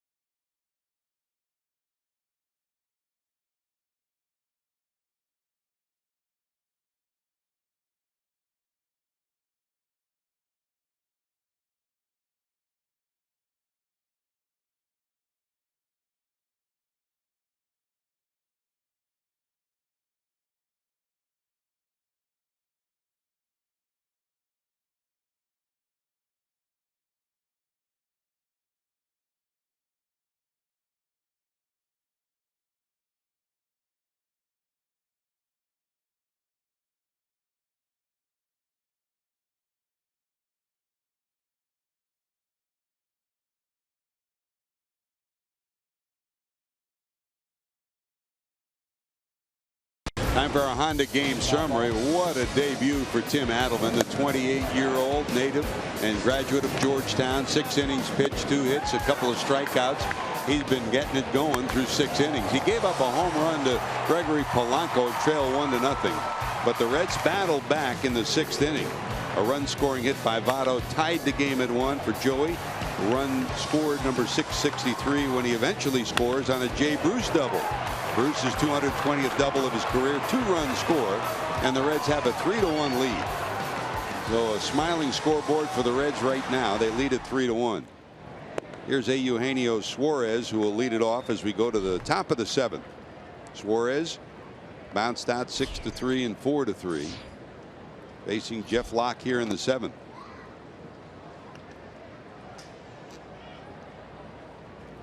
Over shifting to the left side are the Buccos against Suarez. Suarez in his career coming in was 5 for 9 and a homer against Locke, but Locke has handled him well. Again, jamming him down and in on almost every pitch. This one hit hard, but right at the shortstop Mercer. Off balance throw, got him. Kind of funny, really, because Suarez, who has had a pretty good run at it against Locke, for the first time this year gets moved out of the number 2 or the number 4 slot in the order, and he's down to number 6. That may be more of an indication of what Brian Price is seeing with Suarez at the plate now versus what he saw earlier in the summer. Plus, you have Billy Hamilton in the number 2 spot. Yeah, Brian Price said before the game he thought off what Billy had, and again Billy hitting from the right side today, and the way Votto's been swinging a little better, that it might produce something. And you know what? It started that rally in the 6th inning. It did. You get a leadoff double, then the pitcher unable to advance the runner on a bunt, but the offense picked him up from there. Here's Duvall, 2 fly balls to center. Slap to the right side and out of play. No balls, 2 strikes.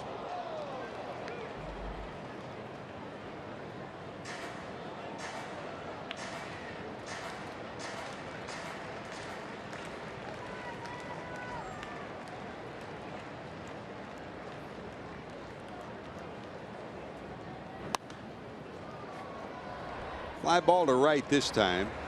Polanco there. He's got it. Adams retired. 2 away, and here comes Tucker Barnhart. Barnhart started it all in the 6th inning, and really, when you add it up, had it not been for the play where Barnhart got caught in no man's land between 2nd and 3rd and was forced at 3rd on what should have been a base hit by Billy Hamilton, the inning would have been even bigger for the Reds. It wasn't Barnhart's fault. Marte came within a step or 2 of making a great catch. He had to wait to see if the ball would drop, and then by that time Marte was only about 100 feet from 3rd, and he forced him out at 3rd. But Barnhart 1 for 2, the double.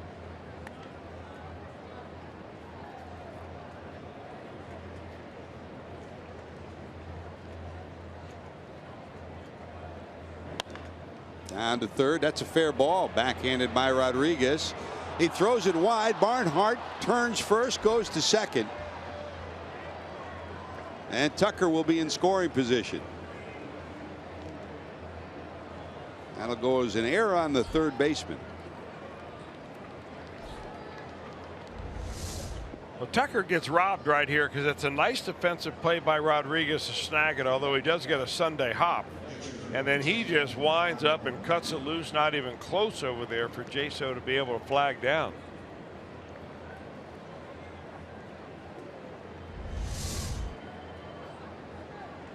Second error of the day by the Pirates, so the Reds have a runner in scoring position. And the pitcher Adelman coming up. Adelman tried to bunt last time up and fouled off a 3rd strike for a strikeout. Well, maybe he's a better hitter than he is a bunter. Sounds good to me. We didn't get that scouting report from Dad yet. You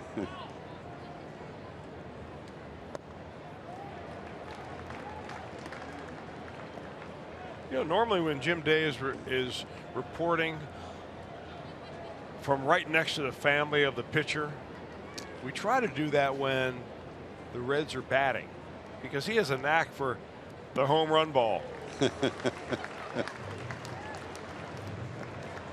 That's a great moment. Great moment to hear from his mom and dad. I mean, home run aside, he'll take the home run if he ends up with a W by the time this day's over. 1 ball, 2 strikes. Barnard off second. Adelman at the plate, swing and a miss. He's retired. So the Reds get a runner, nothing to show for it. To the bottom of 7, Marte, Polanco, and Rodriguez due up. There is action in the Reds bullpen.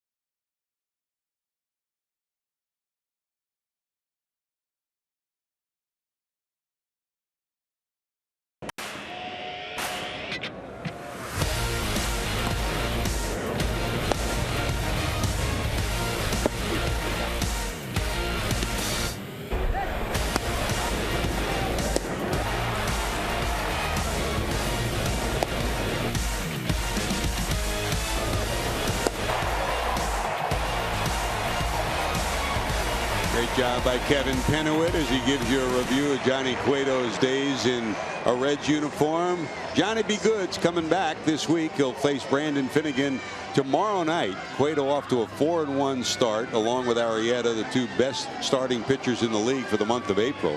Brandon Finnegan's been outstanding for the Reds. His record should be better, but he's had some tough luck late in ball games. 1-1 and a 3.86. That's tomorrow with the Reds pregame show coming 30 minutes before tomorrow's game and every game with all the info you need for Reds baseball on Reds Live on Fox Sports Ohio. Reds Live presented by Ray St. Clair Roofing.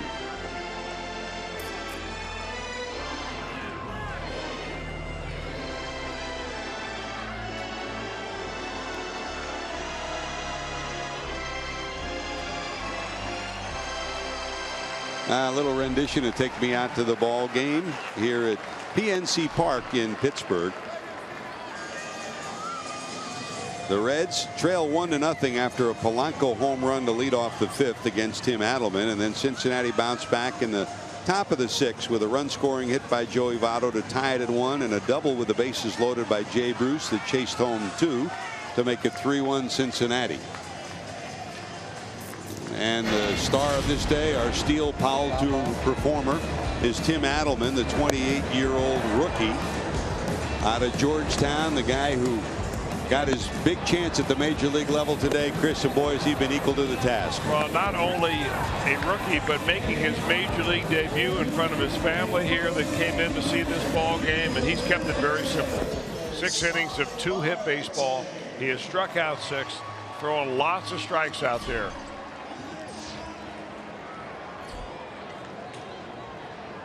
So Adelman ready to go to work to 4, 5, and 6. Marte hit one to the wall in right center that Billy Hamilton made a great catch on. Then he was struck out by Adelman in the 4th. Polanco 2 for 2, a single and a homer. and then Sean Rodriguez to follow. Now, the third time through the order hasn't bothered Adelman so far. The first three he has faced for the third time have all made outs. That was last inning in a 1-2-3 inning. He's had 4 3-batter innings, and he's been very efficient with his pitches. Down to third, but foul. I mean, you're talking, Chris, you do so many clinics for young pitchers, and it all starts with strike one, and that's exactly what he's done today. You got to have the confidence that your stuff is good enough to pitch in the major leagues, and I think that's the biggest thing that we see with young pitchers coming up.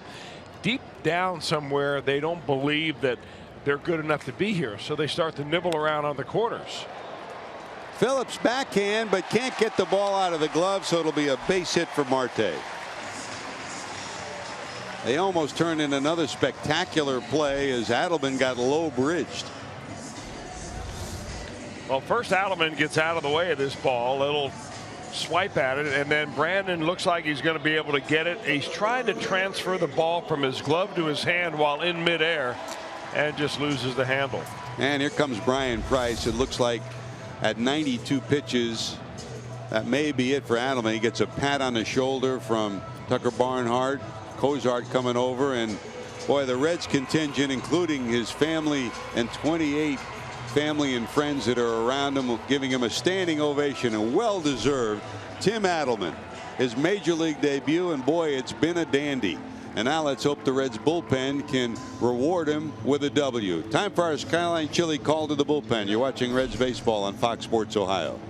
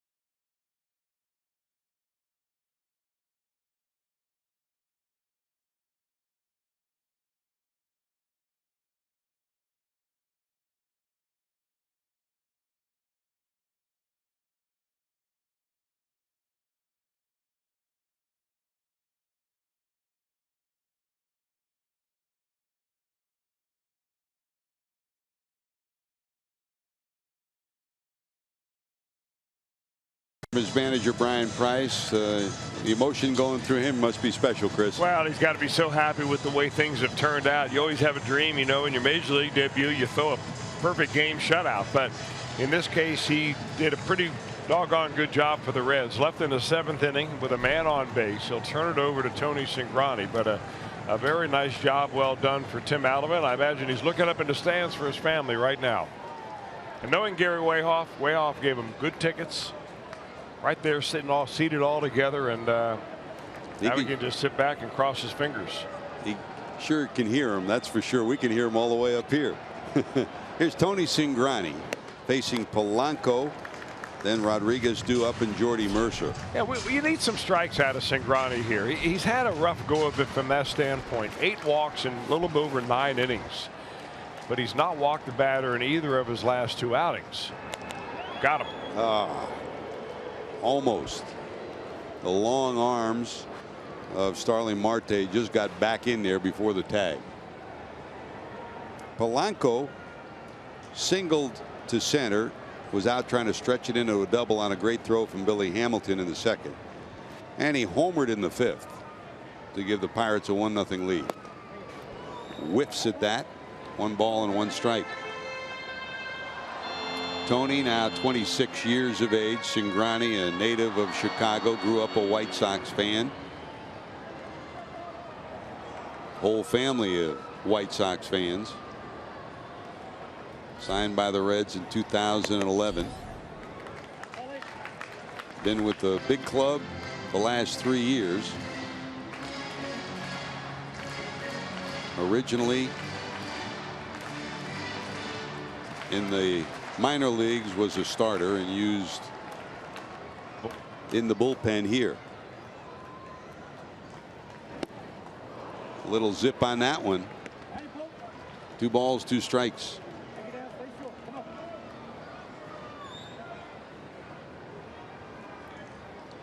Cingrani came from a great college tradition. Wayne Graham at Rice University. They produced not just great pitchers, a lot of great potential major leaguers. That's some zip, huh? Strikeout number 1 for Cingrani. Out number 1 here in the 7th. You know, no matter how much Tony Cingrani works on that breaking ball of his best pitch is this 4-seamer up. So many hitters will swing underneath that pitch because from his arm slot, the ball just doesn't sink very much. And he's got enough on it to really keep you honest. And the other good news is that it's equally effective against righties and lefties. This one hit deep to left towards the corner, curving. It is off the wall. Great effort by Duvall. He staggers. Billy Hamilton will pick it up. 1 run will score, and Rodriguez will cruise into third. Duvall staggered as he hit his shoulder and his head against the padding. I got to really be worried about Duvall after that. I mean, he went head first into that wall and left field, trying to grab that line drive. There's Steve Bauman. He's the Reds trainer heading out there to talk to him. I mean, he went in there and hit it with his head first and his body second. What a great effort by Adam Duvall. Take another look. I mean, he knows he's going to get nailed by the wall, and he almost catches up with this. Hits his head and his shoulder. Gets up, can't find the ball, and staggers a bit as Billy Hamilton. And Chris, it's a good thing Billy Hamilton was over there quickly, or Rodriguez would have gone all the way around the bases. Well, the ball did kick towards center field a little bit. Hamilton realized that immediately, that Duvall was not going to be able to get there, and they hold him for 3.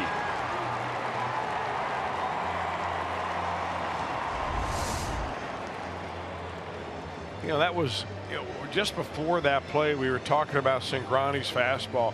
He elevated it against Polanco and threw it right by him. That time he got it thigh high to Rodriguez, and he laid the hammer on it. Rodriguez has been so valuable to this club defensively, playing multiple positions, but offensively he's come up with some big at bats and some big home runs for this club. Yesterday was a good example. He homered late in the game to put the game out of reach in the 8th inning to give the Pirates a 5-1 lead. Steve Bauman trying to get the right answers from Duvall, whether or not they'll leave him in or not.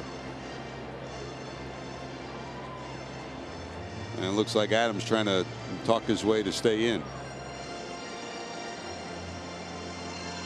I think more than anything, Chris, they're concerned about concussion here. It looks like they checked his shoulder, checked his hand. Now they just want to make sure that his bell wasn't rung too hard.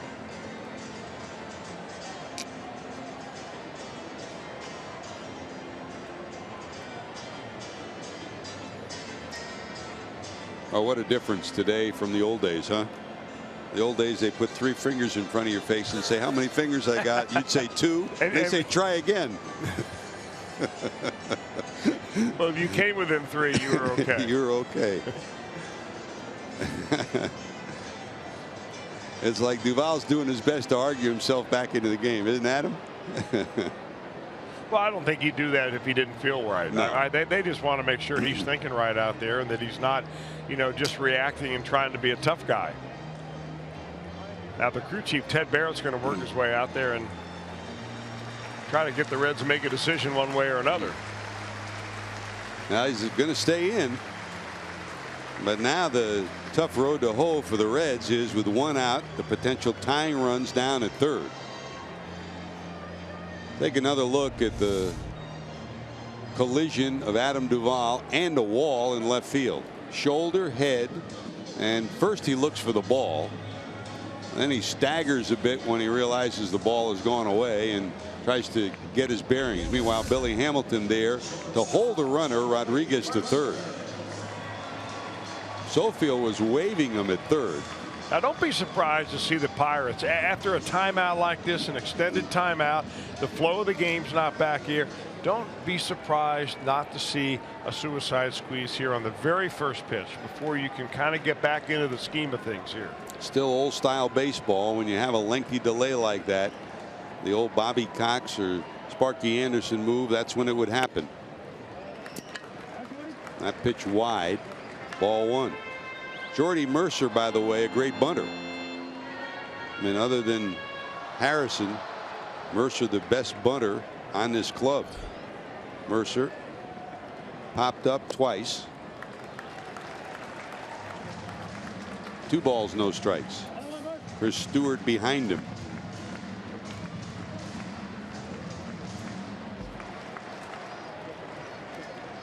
Reds infield, the edge of the infield grass. Fouled off, 2-1.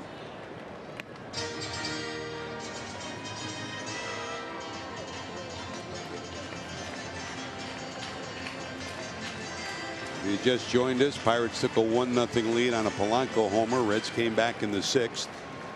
A run scoring single by Votto. Jay Bruce plated 2 with a double. The Reds led 3-1. That misses wide. Tim Adelman has been brilliant. He pitched 6+ innings, exited with 3 hits, 1 run. Charged against him, but the second run charged against him as well. He left Starling Marte on the bases when he exited. And there's ball 4.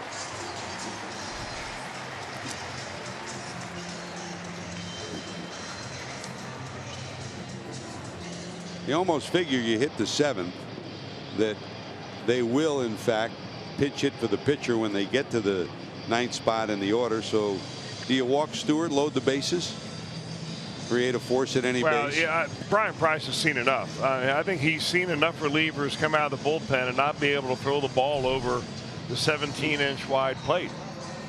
And that will be goodbye to Tony Cingrani. So while the pitching change takes place, we'll take time out for these messages. You're watching Reds baseball on Fox Sports Ohio.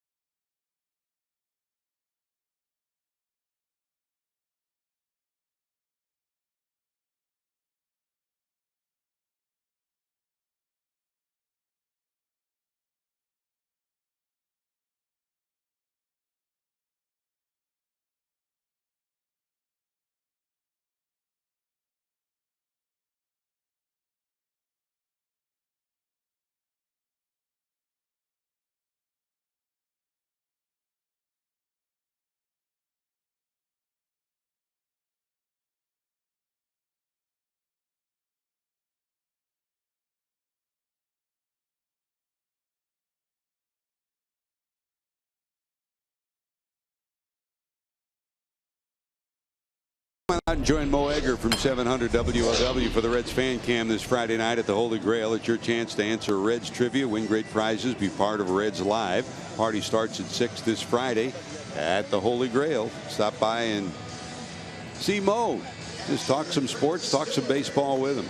Well, here It's first and third, one out. Chris Stewart due up.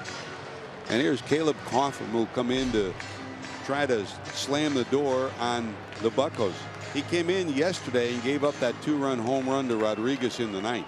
First home run he's allowed this year. Reds middle of the infield, back looking for 2. Stewart struck out and walked so far today. Waves at it, strike 1.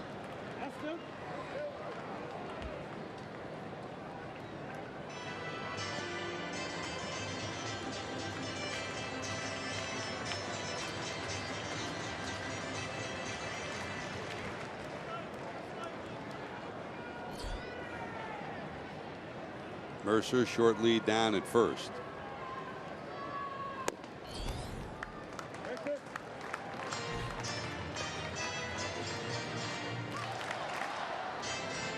Stewart steps out. Rick Sofield rolls through some signs down at third. Over in the first base coach's box, Dix Leyva confirming for the runner at first, Mercer. 1-1. Good block by Barnhart.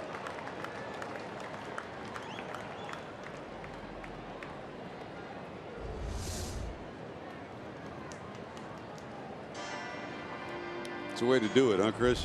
Well, he's as good as there is back there, and following the fundamentals. If you want the textbook version of how to do it, watch Barnhart. They want to pitch Stewart away, and that's a good spot for him. He just doesn't look committed to that outer part of the plate, but you got to be able to get it on the corner. They're going to come inside now. And in there for a strike, 2-2.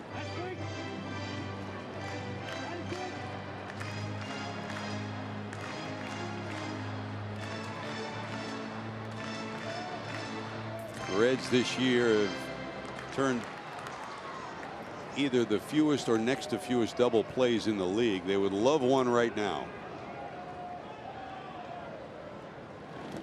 In the dirt, blocked again by Barnhart, and we'll go full 3-2. I really hate to see it go full count like this, because they'll probably put the runner in motion even though you don't have a speedster down at first base. You know, sometimes you just give the hitter too much credit. Stewart is a lifetime .217 hitter. There's a reason he's a backup catcher, and it's not because he can't catch and throw. He does that very well. You got to come after him. Full count, 3-2. Rodriguez off third. Mercer off first. Cotham to the stretch. There goes the runner. This one popped up. Phillips, he may have a chance to get the runner back at first, but back quickly is Mercer. Had it been a little more shallow and not as high, Mercer had gone 2/3 of the way to second, but had time to get back. Yeah, good comeback there by Cotham, throwing a strike when he had to. So now with the pitcher Jeff Locke due up, they'll go to Matt Joyce, the pinch hitter, and this guy has added a lot to this bench for the Pirates. A team that lost Alvarez and lost Walker from the left side of the plate. He's provided some pop, including 2 big swings in this series already. Solid offensive player. Jaso on deck, the number 9 spot in the order. Matt Joyce, the pinch hitter, up.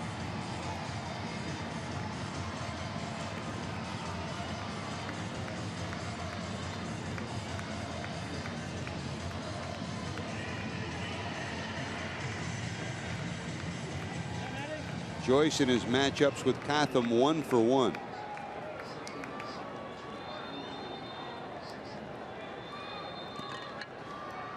From the stretch is the Reds right-hander. Still first and third, but now 2 outs. That's a strike.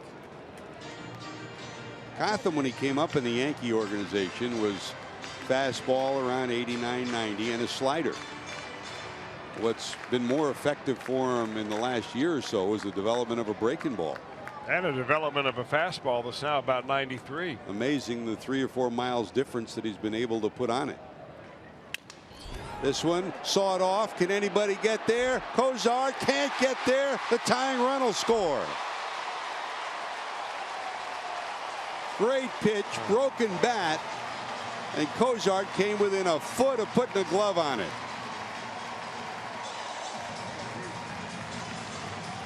So we're tied at 3. Now that's just nothing but bad luck right there for the Reds. Good pitch by Cotham. He gets him sawed off right on the trademark, and Joyce just drops it right in there.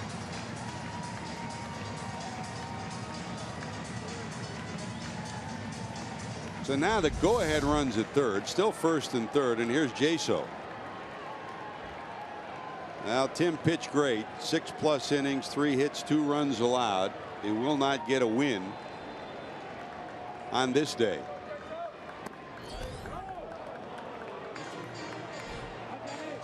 Jaso today flied out, bounced out, flied out 0 for 3.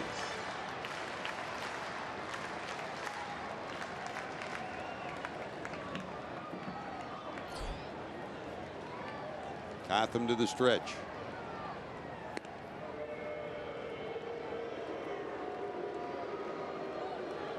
Mercer now on third, Joyce on first. Cozart went a long way and came within a foot of getting a glove on that. That's a strike, 0-2.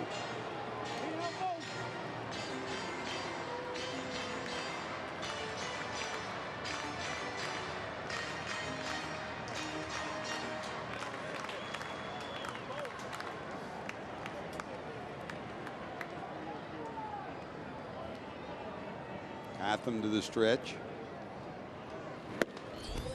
Fastball misses.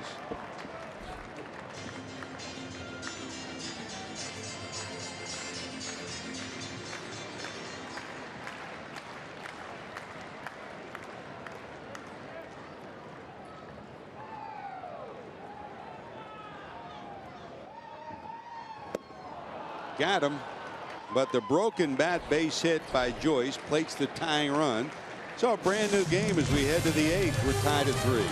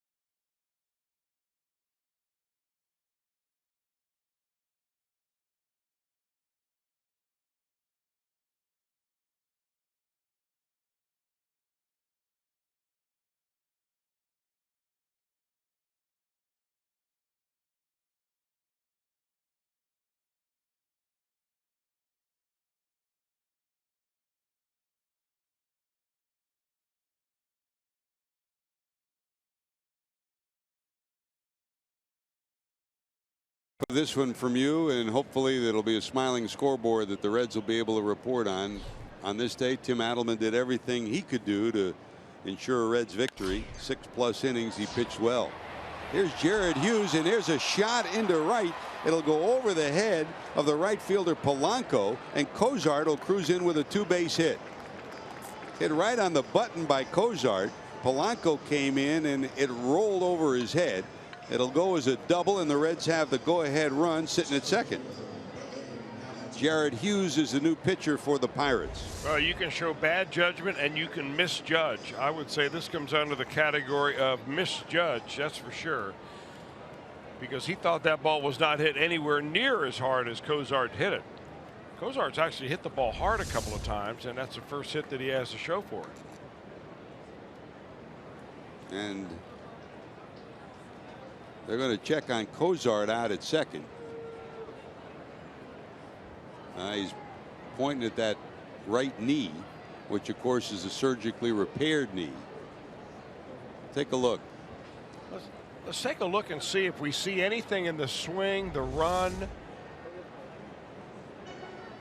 Look like he's all right there, no, because he thought it was going to be hit or caught, and then he slows down and he comes into second and can't imagine what it was, but he's in pain and he's leaving the ball game. Yeah, boy, another bad break. Man, he's had some tightness in the upper leg above the knee, but he said all along that the knee is felt fine. But Tomas Vera, the assistant trainer, out to check him, and he will exit. So Tyler Holt will come in and pitch run for him. Holt, great speed. He represents the go-ahead run here in the 8th inning. And here comes Billy Hamilton. So the Reds have it drawn up the way they love it, with the meat of the order coming up. Billy shows bunt, drops it down. Stewart will get the out at first. Going to third is Holt. Good job by Billy Hamilton. Sacrifice for Billy. The go-ahead run down at third now with 1 out, and here's the Reds' best hitter, Joey Votto, who's already driven in 1 run today. He tied the game with a single in the 6th. And they will walk him intentionally, most likely, you would think.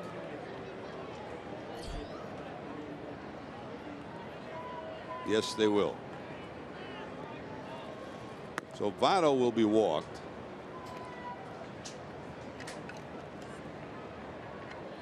That'll give way to Brandon Phillips. And this isn't because the Pirates do not respect Brandon Phillips. This is all about baseball strategy of trying to put a runner at first base and get a ground ball double play. It plays into the strength of the Pirate pitcher, Jared Hughes, who, when he's on his game, he is a prolific ground ball pitcher. He gets about 65% ground ball outs compared to 35% fly ball outs. So this is all about getting the ball hit on the ground and turning two. Hughes just came off the disabled list, went on a injury rehab down to AAA. Began the season on the disabled list with a muscle strain.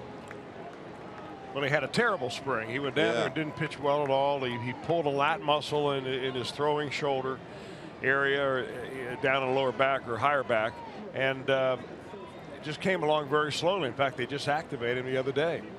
Well, here comes Brandon in his career 5 for 10 against Hughes. Today, fly to center, bounced to second, and he was intentionally walked back in the 6th. That brought Jay Bruce to the plate with the bases loaded, and Bruce responded with a double.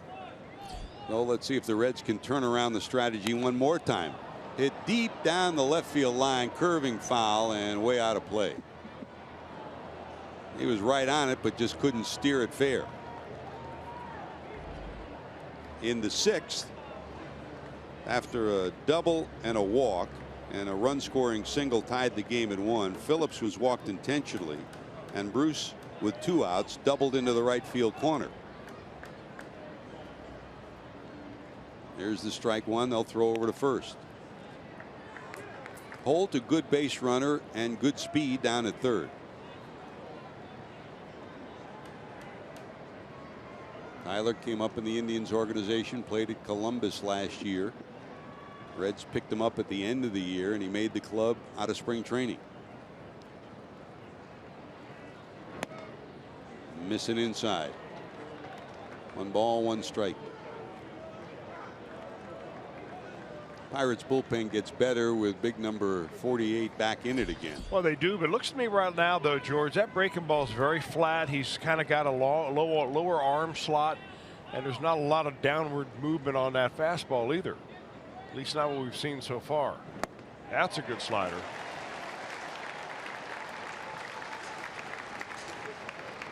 I mean, Hughes is a big guy. He's 6 feet 7 inches tall. He seems like he's right on top of the plate when he gets rid of it. He may even look bigger in those throwback uniforms. 1 ball, 2 strikes. Reds trying to eke across a run here in the 8th.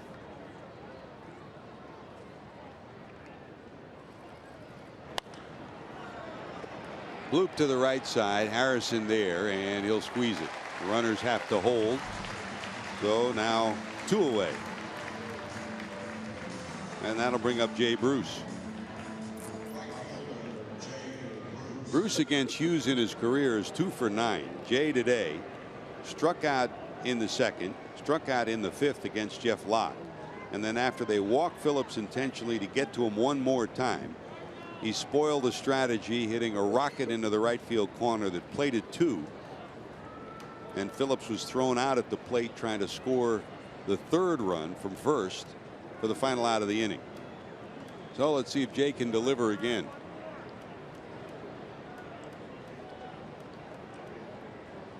Votto off first, Holt off 3rd. Hughes to the stretch.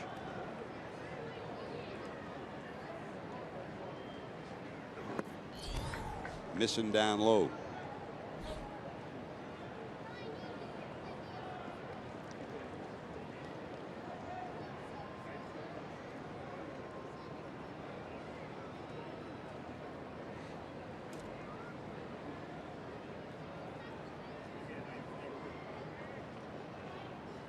There goes Votto.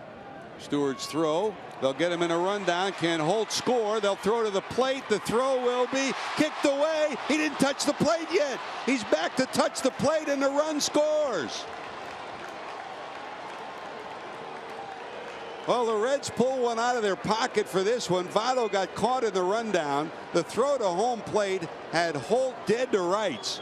But when Stewart reached out to tag him, it was deflected by his body, kicked away, and the run scores, and the Reds have the lead. Another look, Chris. I can't imagine that this was a planned play, not at the big league level where arms are good enough to throw the ball that far. He's got him completely dead to rights, but the ball just bounces right out of Stewart's glove. The sweep tag with one hand was not enough to keep the ball in there, so the Reds catch a huge break after giving up the tying run on a horrible break. Well, it what has been a bizarre at times first month of the year where almost everything that could happen has happened negatively for the Reds in key situations. Maybe this will be a worm turner. So Votto's in scoring position, and here's still Bruce at the plate. Another insurance run would be nice here in the 8th inning. He was a dead duck. The ball just squirted out of Stewart's glove.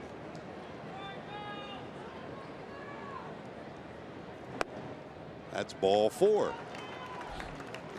So well, it didn't look like after Votto ends up on second base that Jared Hughes wanted anything to do with Jay Bruce right there. Now with Suarez in the on deck circle, so it's righty on righty here. So Suarez, who's 0 for 7 against Hughes, will step to the plate.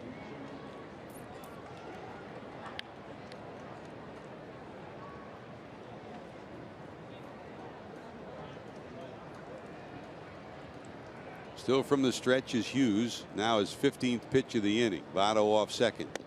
That's inside. Stewart tried to stretch to make the tag. I remember, Chris, a similar situation years ago when Brad Ausmus was catching in Houston. And he always said, you put the ball in your right hand and hold the ball. Never let it be in your glove.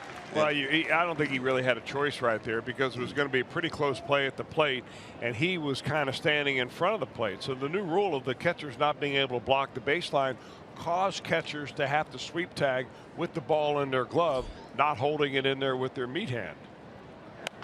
Down to third, but foul.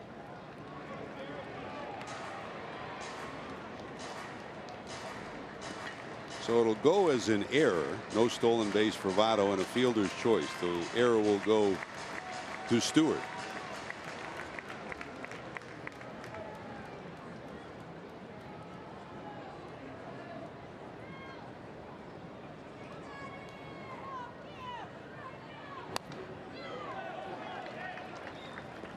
1 ball, 2 strikes to the Reds' third baseman. Suarez stuck on 5 homers and 15 knocked in. He'd love a jolt right here.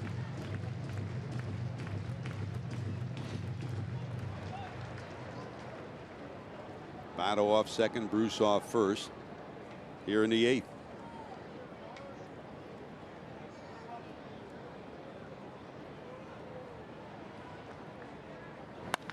Hit hard, and they'll tap the bag to get the final out, but not before the Reds get a little business done in the 8th. Tyler Holt running for Zach Cozart jars the ball out of the glove of Stewart. The Reds have a 4-3 lead.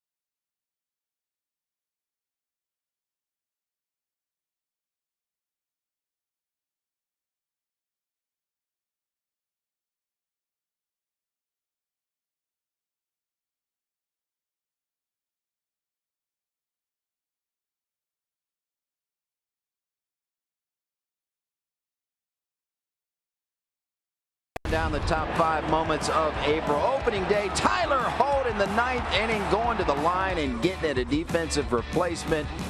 Dare I say an energy guy, but not one game-saving catch that day. It was 2. Next batter, Billy Hamilton going and getting it. Back-to-back game-saving catches on opening day for the Reds. Moment number 2 of April. Top moment coming up. Thanks, JD. Any indication on Zach Cozart when he went to the bench on his status? He did not look good as he left the field. Well, there's a lot of frustration. You could tell he was very angry in the dugout, but then immediately went underneath, so no indication yet. Well, here's Caleb Coffin, who continues here in the 9th inning, in the bottom of the 8th rather, with Andrew McCutchen due up, then Harrison, then Marte. McCutchen so far struck out, walked, and fly to center field. George, we can't let the day get away without congratulating AAA player Louisville bat Jermaine Curtis, honored as the April International League Player of the Month. Second baseman down there just had a great month. .385 average, scored 9 runs, drove in 18. Every time he turned around, he was on base. So congratulations to Jermaine Curtis. Pretty good numbers for Jermaine for the month of April. 2 balls, 2 strikes to McCutchen. This one looped in the right. That's a base hit. Bruce charging. McCutchen will hold at first, so a leadoff hitter on here in the bottom of the 8th. You know, I've always noticed that there are 2 ways that you can break a bat. One is you get a ball right in on your hands, and the other you get the ball right out on the end of the bat. And I believe that was the way that happened right here for McCutchen. The bat head just separates from the handle. That ball right on the edge. And he picks up an opposite field base hit. Sawed off piece of lumber, leadoff hitter on. Ivan De Jesus Jr. now the shortstop with Cozart out. Ivan celebrating birthday number 29 today, coming in here in the 8th inning. So here's Harrison, flied out, struck out, flied out.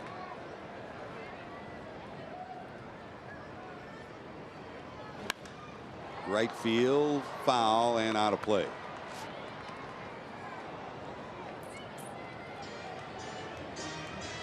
While McCutchen doesn't run as much as he used to, with Harrison at the plate, don't be surprised that they might hit and run. Harrison, sometimes when he first came up, would be used in those situations off the bench often. There goes the runner. There goes a hit down to short. Good job by DeJesus to hang. And they get the out. Good job by Votto at the other end. Well, it almost worked for the Pirates, but DeJesus held his ground, Chris, and they at least got an out of this. Oh, was that a play filled with a lot of drama? That ball hit very sharply by Harrison. He's holding his spot right there. That's what you're supposed to do when the other man covers. And it's a good thing he did. Now he throws the ball wide, but Votto does the long stretch to make sure he keeps the contact with first base. So that puts the tying run out at second and brings up Starling Marte. Marte flied out, struck out, and reached on an infield hit. Great speed at second. Good base runner in McCutchen. Down to third. There's a base hit. Here comes McCutchen. Here comes Duvall. Here comes the throw to the plate. He's going to be safe. The foot got in before the tag, and we're tied again.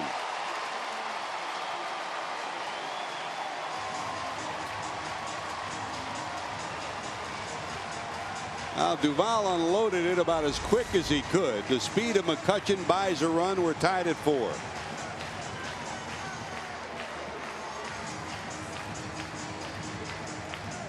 That's just clutch hitting right there coming up. It looked like McCutchen put his foot down and then bounced a little bit on his way to sliding right there. His right knee is the one that's giving him the problems, and he winces as he gets up, but he's able to get his foot in just ahead of the tag.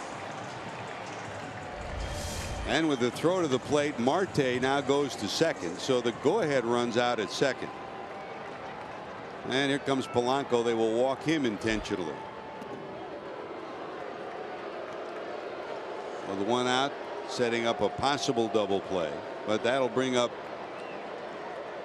the best pinch hitter that the Pirates have, who's in the lineup today, and that's Sean Rodriguez. He's already delivered a triple in a key situation. You think back to the time when Clint Hurdle put McCutchen in motion on that ground ball out. If you don't run him right there, it's a ground ball double play, and you're out of the inning right now.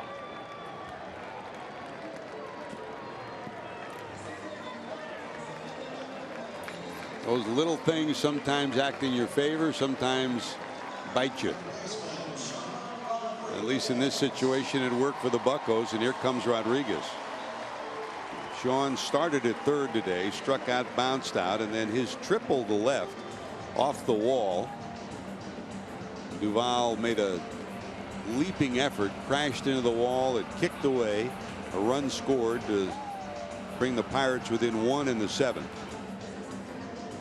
Well, we wondered how the bullpen's going to lay out in a tight ball game. We're finding out right now as Brian Price has already gone to the home plate umpire to make a double switch. And we're going to the bullpen.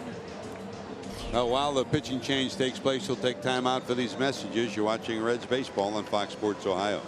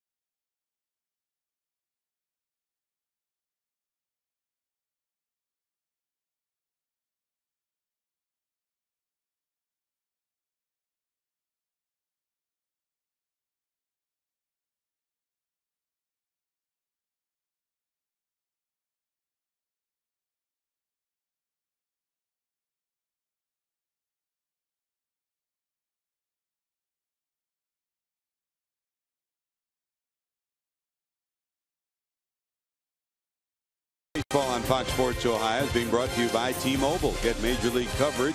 T-Mobile has doubled its 4G LTE in the last year.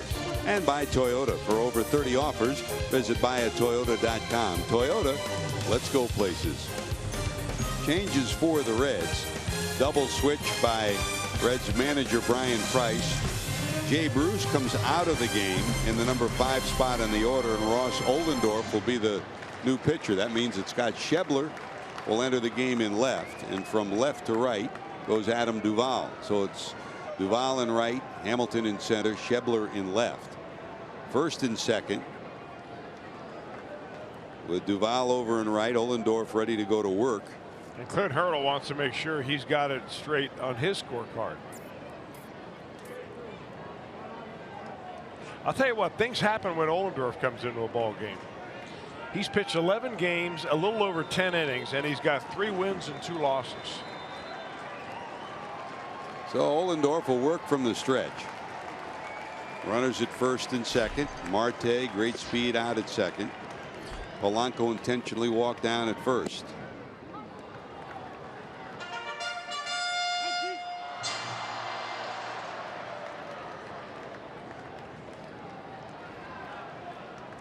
Rodriguez facing Ollendorf for the first time. Still only 1 out here in the bottom of the 8th. Of course, there are a few people around Pittsburgh that remember very well Ross Ollendorf. After all, he started nearly 60 games for the Pirates in a spread between 2008 and 2011.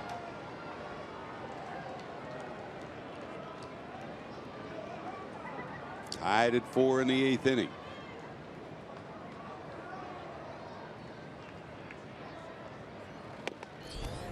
Missing up. 2-1.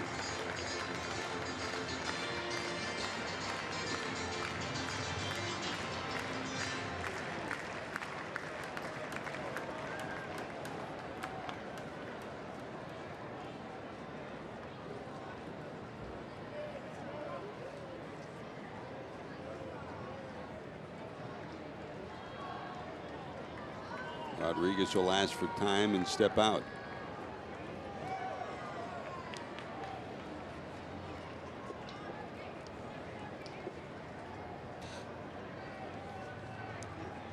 Big guy from the stretch. That's a swing and a miss.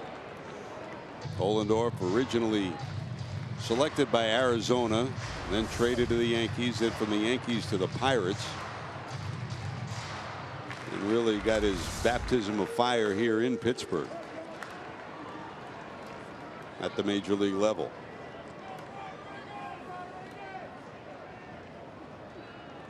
Two. Waves at, got him, good pitch. Good looking breaking ball. Strikeout number 1 for Ollendorf, out number 2 in the inning. And here comes Jordy Mercer.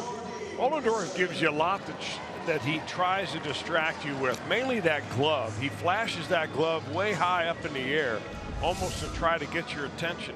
And then from that same spot is his release point.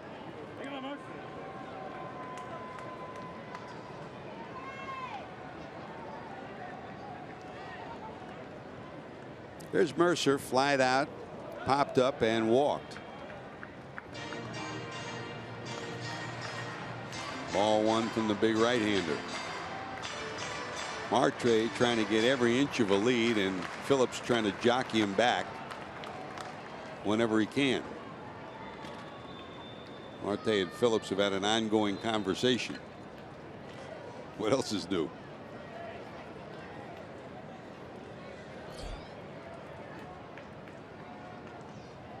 One ball delivery. That's inside, ball 2.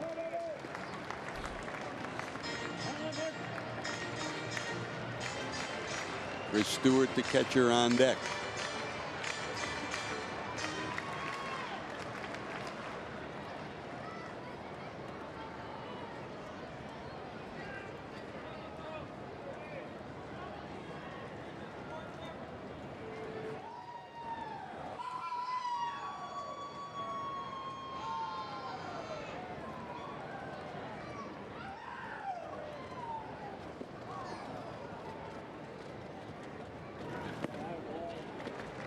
Good smothered job by Barnhart, but it's 3-0.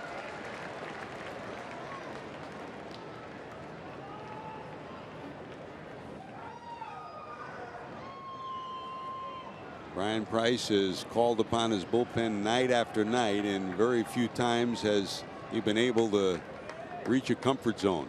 Today, another one of those examples.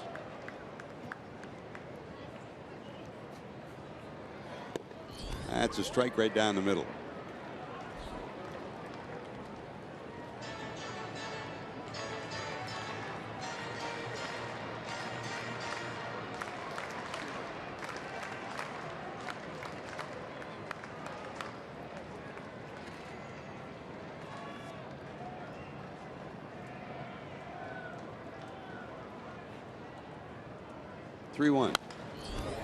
Votto flags it down. They'll go to second and get the final out of the inning.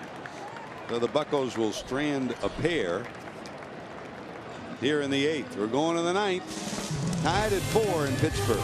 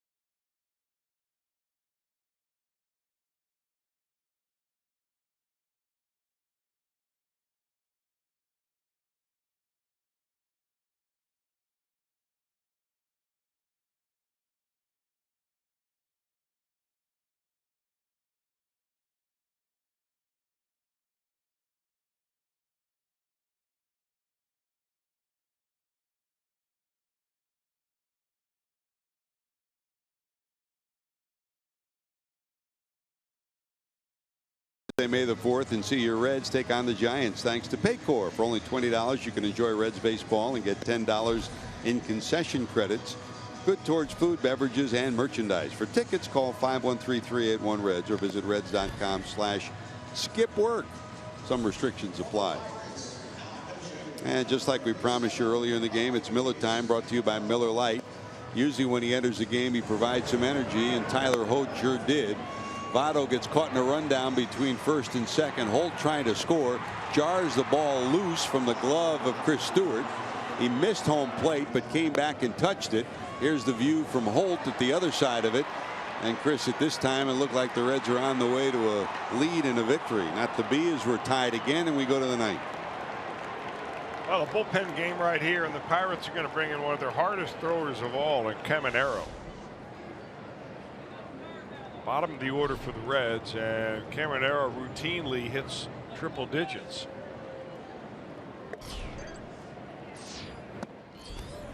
Swing and a miss, strike one from Adam Duvall. Duvall, 3 fly balls, 2 to center and 1 to right.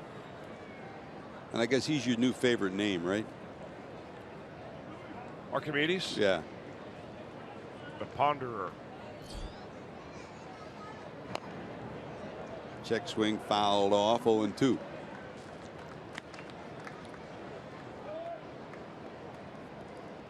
Already 13th game.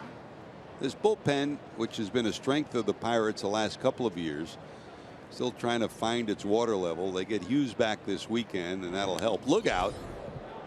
Man, what a day for Duvall. He got his bell rung crashing into the wall and left, and almost got it rung again.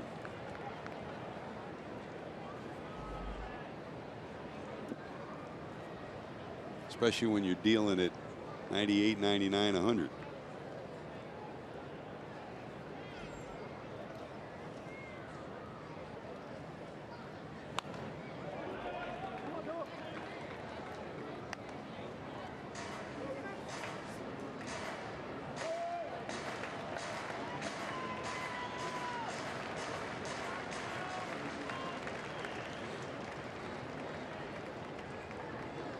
1 ball, 2 strikes. Caminero delivers. That's bloop towards right. Sink in. It'll drop for a hit in front of the right fielder Polanco. So the Reds get the go-ahead run here on the 9th. By the way, we'd like to send a happy birthday wish out to Barry Cobb. Happy 80th, Barry, from Fairfield, Ohio. The Reds and Fox Sports Ohio would like to send you out birthday wishes. He worked for the Cincinnati Post for almost 40 years. Was the first ever Bengals beat writer for the newspaper. Has covered sports in the Queen City for a lot of years, and you deserve to celebrate today big time. And we know you're hopeful the Reds will celebrate with a W here in Pittsburgh. Happy birthday. Great era of writers in the Cincinnati area, Chris. Man. Now here's Barnhart with the go-ahead run down at second. Tucker bounced out, doubled, and reached on an error.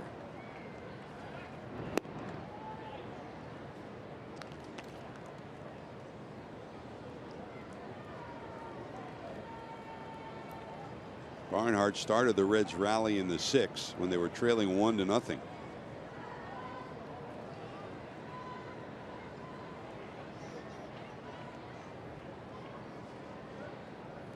Shows bunt, takes the ball.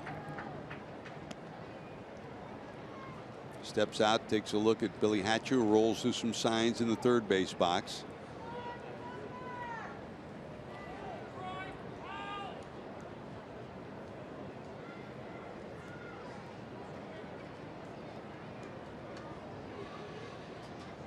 Short lead for Duvall over at first.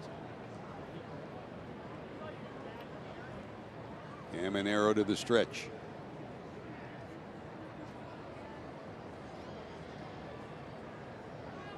Who'll wait longer? That's like a Chris Welsh moment on the mound. Well, you know, it does affect the hitter too. I mean, because he's the one who's in there ready for a 100-mile-an-hour fastball. And he's wondering, when is this guy going to throw it? When is he going to throw it? And eventually you have to call timeout to get your bearings back. To the stretch again. Here's the 1-0. Shows bunt again and fouls it off. Not an easy guy to bunt off of when you're dialing it up that fast.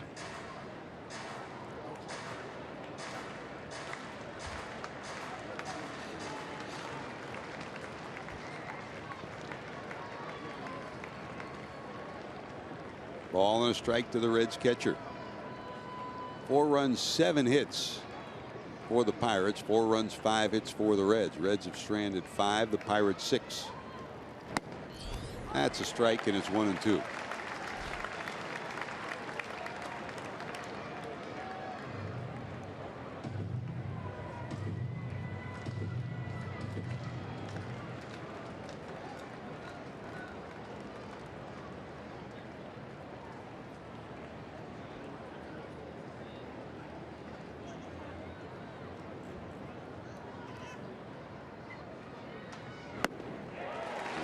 Got him.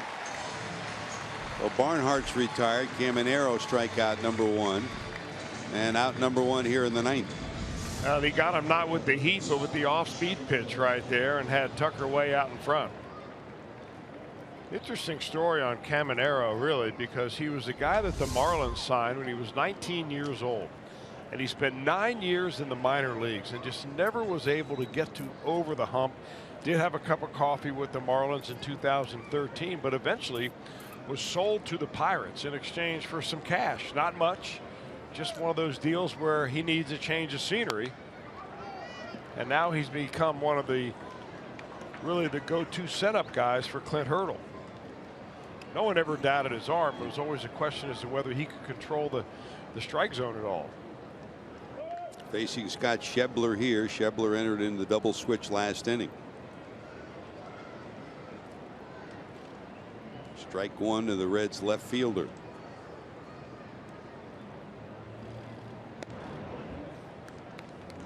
If you joined us late, 2 outstanding pitching performances. Tim Adelman, 28 years of age, making his major league debut, went 6+ innings, 3 hits, 2 runs allowed, 6 strikeouts, and 2 walks. He left with a 3-1 lead. The Reds bullpen couldn't hold it for him. Jeff Locke, meanwhile, went 7 innings and exited after giving up the 2 runs to give the Reds the 3-1 lead.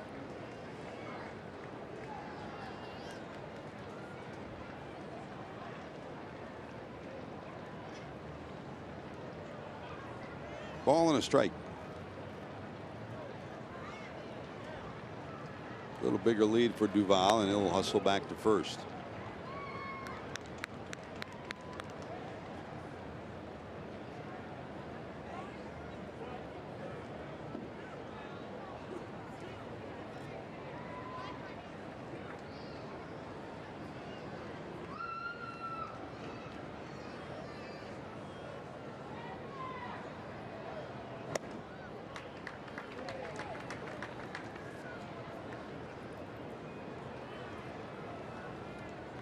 You say it so often when you don't have a good move to first, as you look at Ivan de Jesus Jr. in the on-deck circle. He came in for Kozar when he was injured. If you don't have a good move, Chris, just hold the ball, and that's what Camanero's developed. Hit pretty good left field. Marte on his horse, looking up, reaching up, won't get it. One hop off the wall. Around third, coming to the plate is Duvall. Here comes the relay throw, won't be in time. He's safe, and the Reds have taken the lead again. This is a day when this team will not quit. They keep battling back and coming back. And Scott Schebler gets, for him, a much needed big hit. He bounces one over the head of the left fielder Marte, and the Reds have taken the lead again, 5-4. It's a good pitch that he went down and got to. The Reds are expecting to see a whole lot more out of this, or like this, out of Scott Schebler. But Marte misses the cutoff man, and you see the backup cutoff man is the second baseman Harrison, and that's the reason why you have a safe call at the plate. All Marte had to do was to hit the shortstop, and it would have been a much closer play at the plate if Mercer was able to get that relay. So now good speed at second in Schebler. Still only 1 out. And here's De Jesus for his first at bat.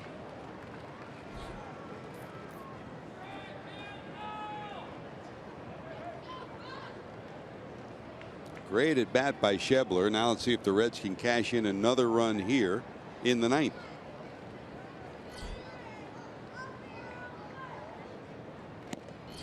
That's a strike. 0-2. We mentioned earlier in the series how the analytics here in Pittsburgh are so exacting, not just offensively, defensively, but positioning wise too. And in many cases this year, they pull their outfielders in a step or two, because after looking at all the numbers from last year, they found that, with the exception of the obvious no double situation, you'll make more plays a step or two in, and Marte was a step or two in on that play, and Schebler made him play. A little low. Go 2-2. Schebler turns around, checks where the outfielders are. With Schebler's speed, a base hit should score him. Caminero to the stretch. Hanging in there is Ivan de Jesus. Well, this is when his dad was at his best, wasn't he, Chris? Senior. He's a tough guy to get out. In these situations, he just wouldn't let you beat him. He'd find a way to get the bat on the ball, and Junior's trying to do the same thing here. 2 balls, 2 strikes. Dribbler down to short. They'll get the out at first. And going to third is Schebler. Well, he read that well with Mercer playing back, and the ball rolled toward short. The big lead that he had, he was able to get to third. So the runner at third, 2 outs, and in a game where there's been a lot of balls in the dirt, the Reds are hoping maybe another one can give the Reds an insurance run. And don't forget about the bunt again with Billy coming to the plate. Hamilton double, flied out. Reached on a force play. In fact, he thought he had a base hit to left. But with runners at first and second, Marte threw to third to force Barnhart before he got there. And then Billy sacrificed in the 8th.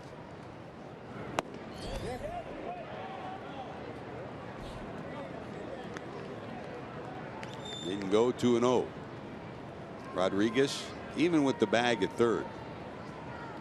I mean, a lot of room on the right side if he drags a bunt up the first base line. Fouls it off, 2-1.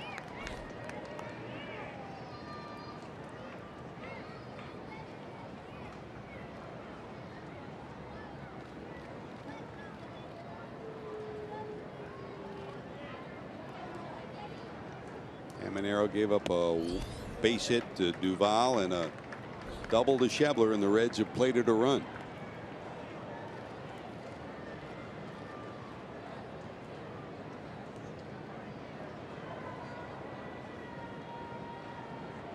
Big guy to the stretch. Schebler off third. Look out. Hanging in there is Hamilton. 3 balls, 2 strikes.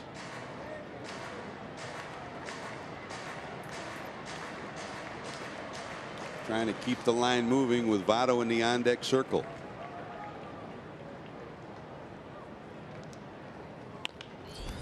A looper, but right at the second baseman. Harrison has it, but the Reds get a run. Let's see if they can hold it. To the bottom of 9 we go in Pittsburgh. 5-4 Reds.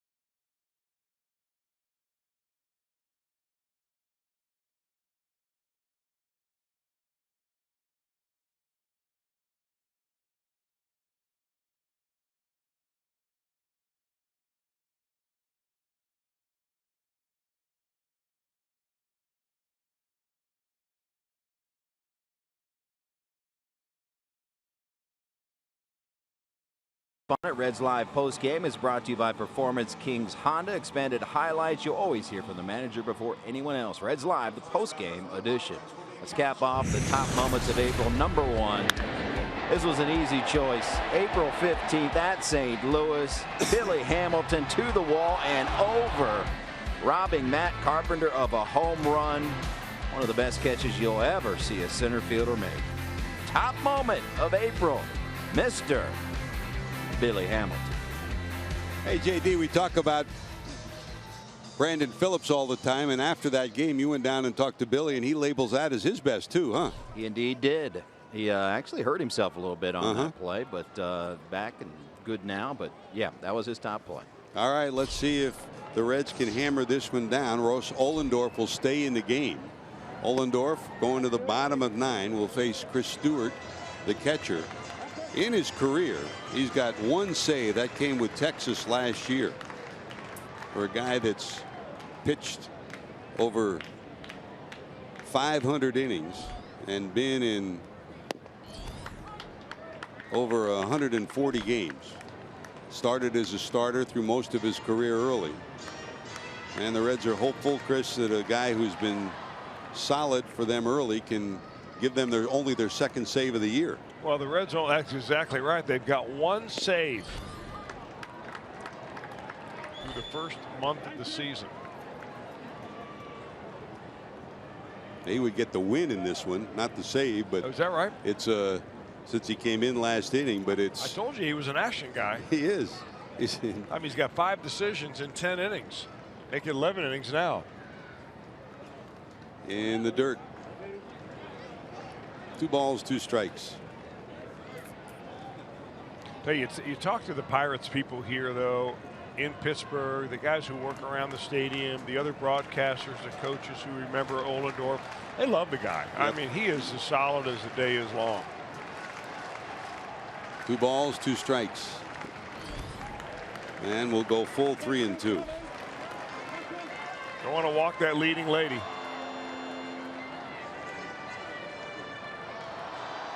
Five runs, 6 hits for the Reds, no errors. 4 runs, 7 hits, and 4 errors for the Pirates today.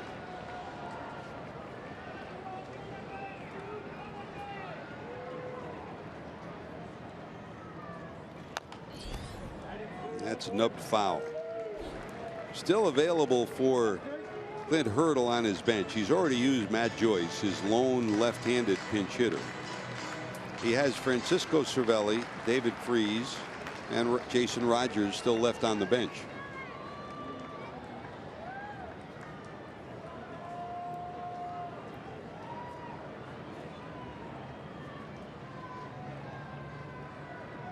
(3-2). In the air to left. Schebler back, looking up, and he holds on. A leaping effort by Schebler, 1 step from the warning track for the first out. Battling the sun, battling the curve of the ball. It's a nice play. Well, it was a line drive right at him. The toughest time, the kind of fly ball to try to figure out. He went back some more, and realized he's going to have to leap up there. Had the glasses down. This is one of those fields, the way it is configured here at PNC Park. The left field becomes the sun field. So there's out number 1. And that way it's lined up almost identical to Great American Ballpark. Well, here's Jason Rogers, who will come in to pinch hit. Righty righty, no lefty left for Clint Hurdle. Rogers had 1 appearance as a pinch hitter on the road trip and struck out in the 10th inning.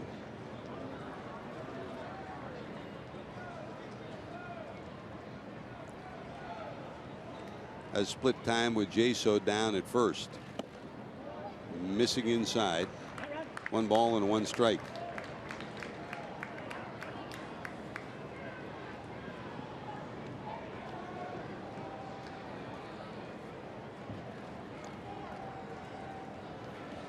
Rogers now 28 years of age. Last couple of years, of course, in Milwaukee.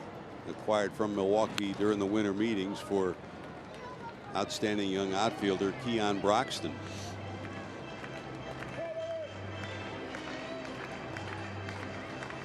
Bounced back and forth the last couple of years between AAA and the major leagues with the Brew Crew. 1 ball, 2 strikes. Popped him up, but it'll be out of play.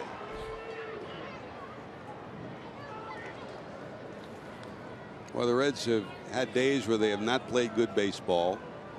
They haven't pitched well. They haven't hit well. They've made some miscues. Today, they just did not quit, though.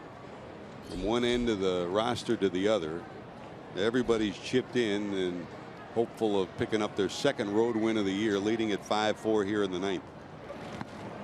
Swing and a miss, got him, and they'll tag him. Good job by Barnhart. 2nd out, and the Reds are 1 out away from hammering down a win in Pittsburgh.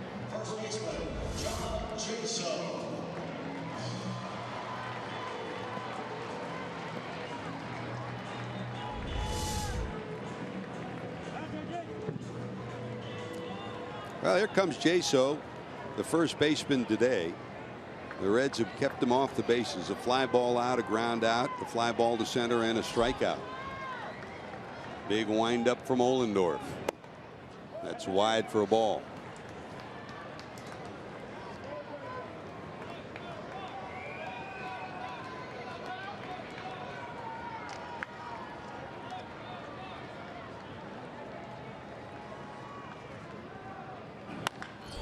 Rocket to right, going back, looking up. Will it go high enough? Oh, no, it's gone.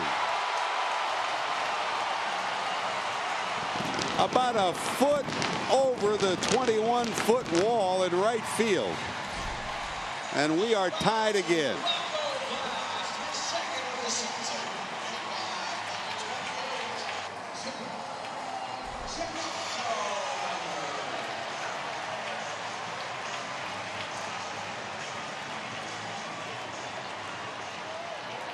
Well, our Volkswagen drive of the game. Jaso does it again, Chris. He hammers this. Well, that was a hammer spot to lay that baby. Oh.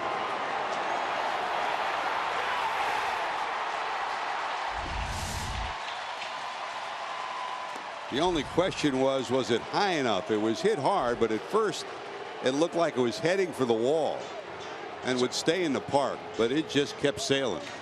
So Jaso in this series has been good at the beginning and the end. Yeah. He started the Pirates' first inning off against Alfredo Simon yesterday with a first pitch home run, and he was the last batter of the game if he would have been retired, and he hits a home run again. And there's Duvall putting the glove on this right in front of the wall, but we're going to go extras in the Steel Town City. Tied at 5 going to the 10th at Pittsburgh.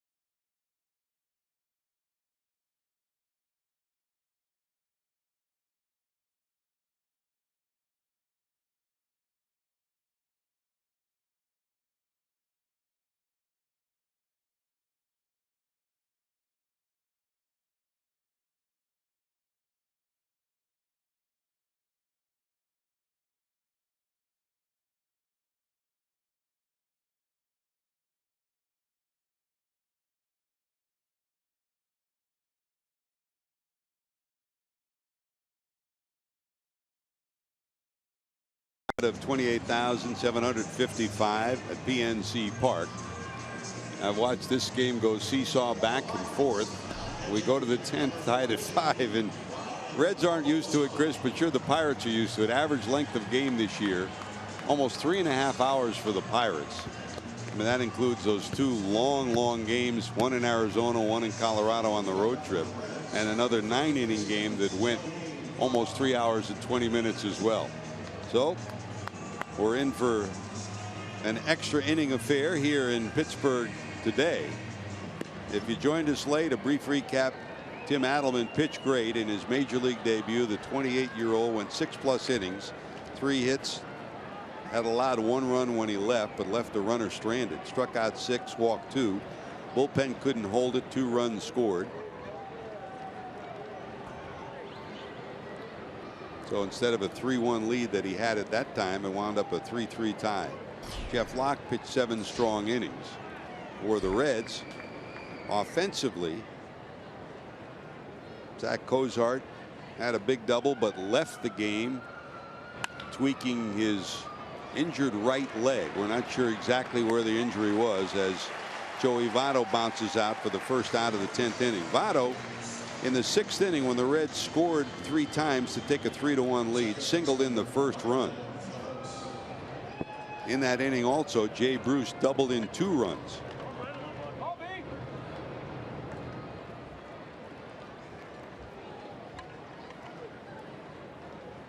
late inning heroics for the Reds. Scott Schebler's double over the head of Marte in the ninth gave the Reds a 5-4 lead, but the Pirates bounced back again on big hits from pinch hitter Matt Joyce, tying the game in the seventh, and then tying the game in the ninth on a base hit by Marte, and then tying the game in the bottom of the ninth on the home run by Jaso.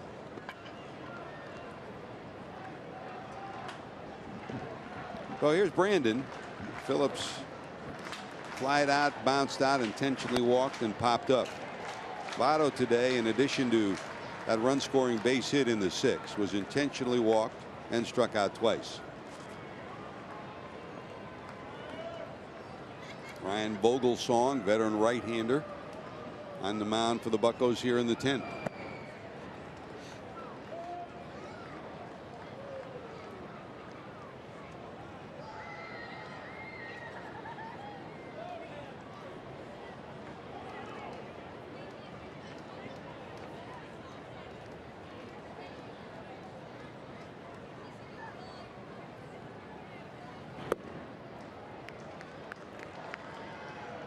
Missing down and away, 3-1. Reds trying to get the potential go-ahead run on base here in inning number 10.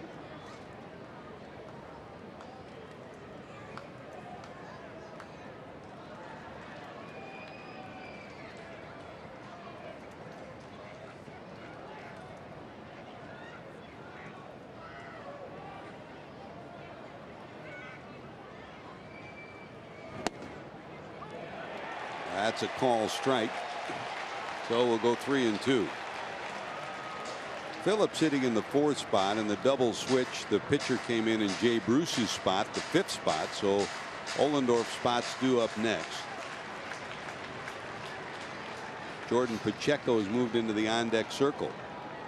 Pacheco and Mesoraco are the only two position players left for the Reds.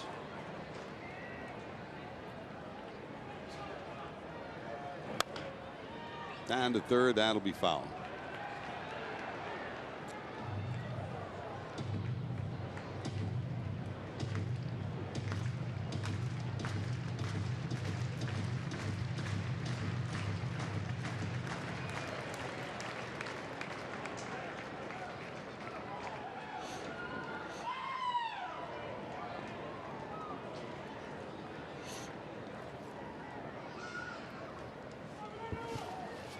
Vogelsong into his windup. Here's the 3-2 to Phillips.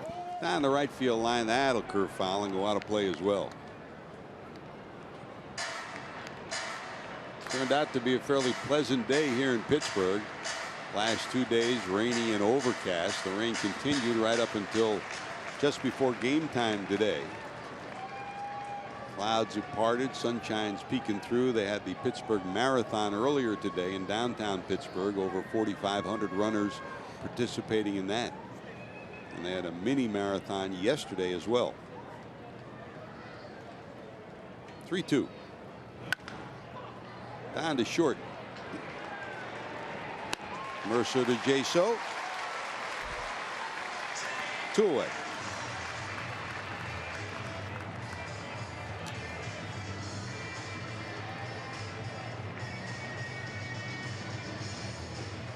And they pull Pacheco back, and here comes Brandon Finnegan, who will be called on to pinch hit.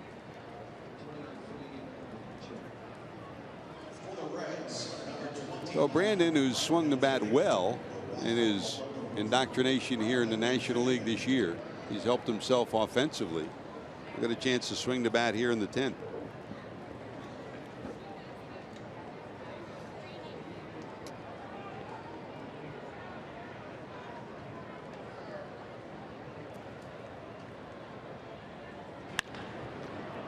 Bounce behind second. Harrison has it, and they'll get the out. 3 ground balls from Vogelsong here in the 10th. Bottom of 10 we go. Tied at 5.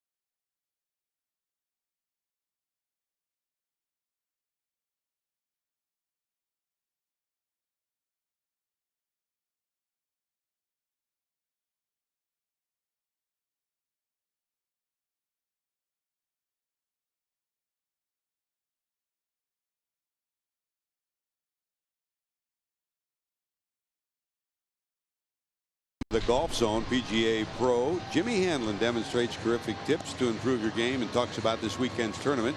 Get inside the Golf Zone with Jimmy Hanlon tonight at 8 on Fox Sports Ohio.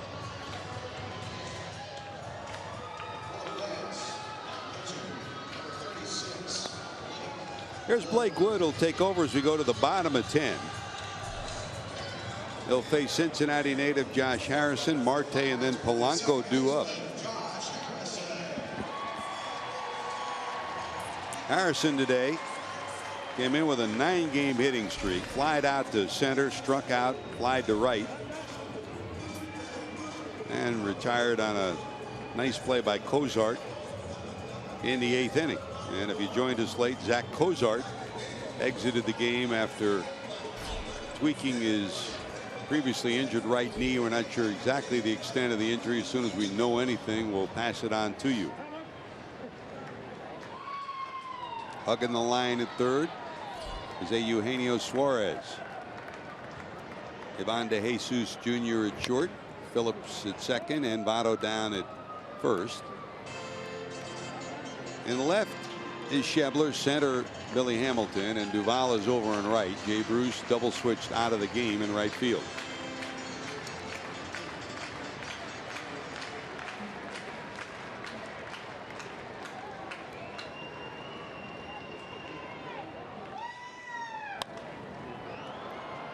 Looped into right. Long run. Is anybody going to get there? No. Phillips got the closest to it, but playing relatively deep, Duvall never got close to it. And the leadoff hitter's on in the 10th. Well, relatively deep because in this situation you're really in prevent doubles defense. You don't want to have the Pirates put a runner in scoring position right off the bat. So a little looper right there, which would normally be caught, falls in there for a base hit. Well, the guy who's been the spark plug for this offense the better part of the last 3 years leads off on base in the 10th. That stretches his hitting streak to 10 straight. And here comes Marte. Blake Wood to the stretch.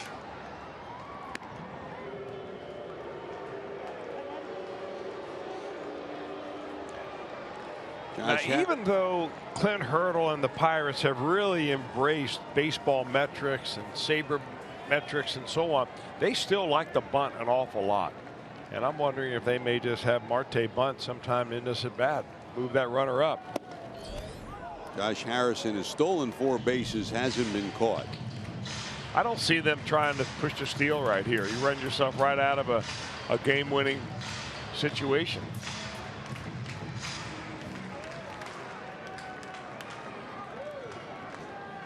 Strike one to Marte.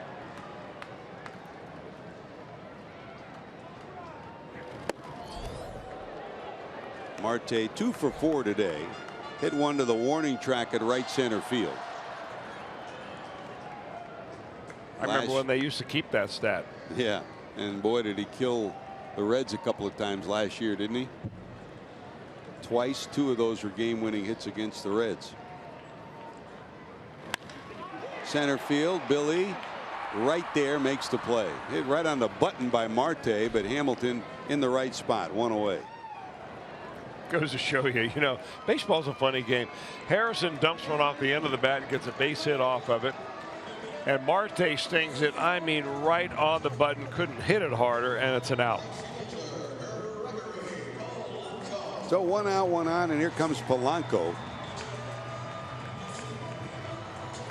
He hit one to right center that dropped on the warning track. Billy Hamilton picked it up on 1 hop and threw Polanco out, trying to stretch a single into a double. Polanco then homered to lead off the 5th. That gave the Pirates a 1-0 lead. The first run scored off Tim Adelman. Struck out in the 7th and intentionally walked in the 8th. Wood to the stretch. There goes Harrison. Here comes the throw. He's going to get the bag stolen. Boy, did he have a big jump off of Blake Wood. It was almost like Wood, when he first gave up the base hit to Josh Harrison, paid a lot of attention to him, flew over there a couple of times and so on. And then on the very first pitch of the new batter, hardly looked over there. It was a good pitch to handle by Barnhart, but even a throw on the money doesn't get him. Now the Joe Morgan adage, it's not how many bases you steal, it's when you steal, and this is a big base for number 5. His 5th stolen base of the season, and they will walk Polanco intentionally, set up a possible double play, and deal with Sean Rodriguez. But the potential winning run now sitting out at second.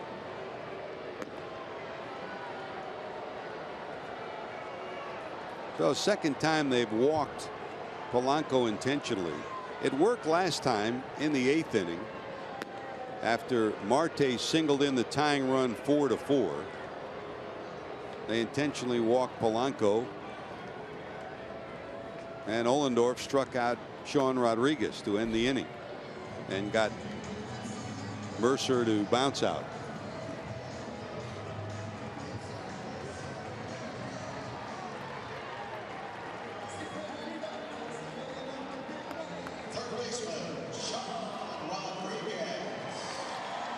Now the two guys that have provided jolts off the bench for the Pirates all year are Rodriguez and Joyce. Joyce, not just home runs, he has one in this series, but also big hits. Rodriguez had a tape measure home run out in Arizona, and a home run yesterday against the Reds. 2 on, 1 out. Reds hoping for 2 middle of the infield. Phillips trying to keep Harrison as close as he can at second. Oh, it opens up a little room on that right side of the infield.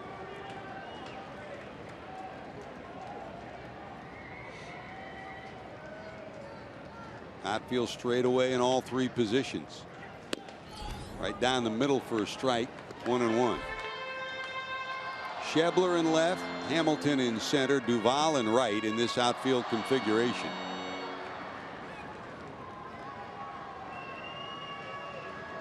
With Harrison's speed and base running ability, a base hit have to be a perfect throw to get him at the plate.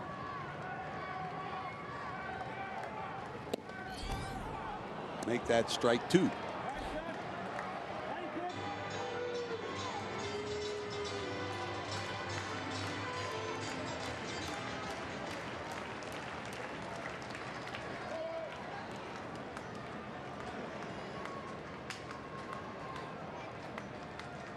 Wood peers in for his sign.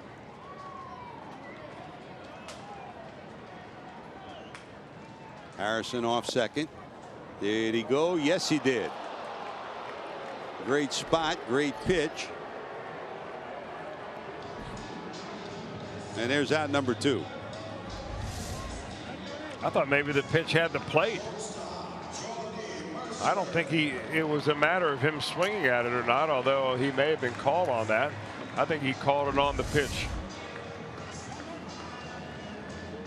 Watch out for the water cooler in there.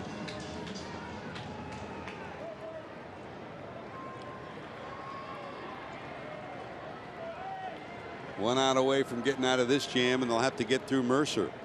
Jordy bounced out in the 8th to end the Pirates rally there. Swing and a miss for strike 1.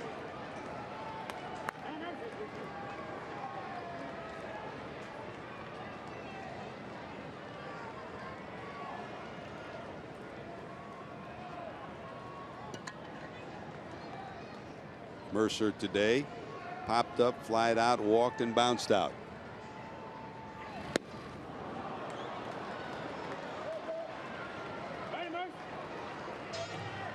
That is one hard slider that Blake Wood dials up there. That last one at 92 had very sharp break.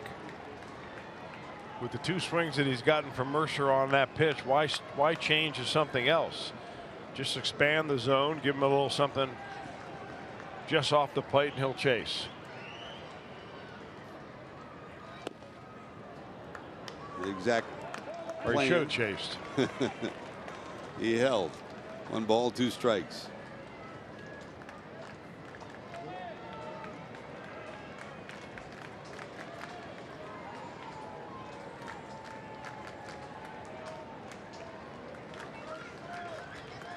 Harrison, a little bit bigger lead off second.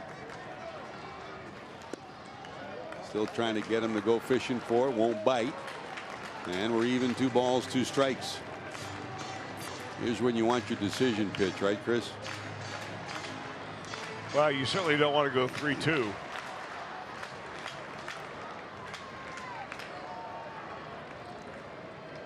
Barnhart rolls through his signs. Harrison off second.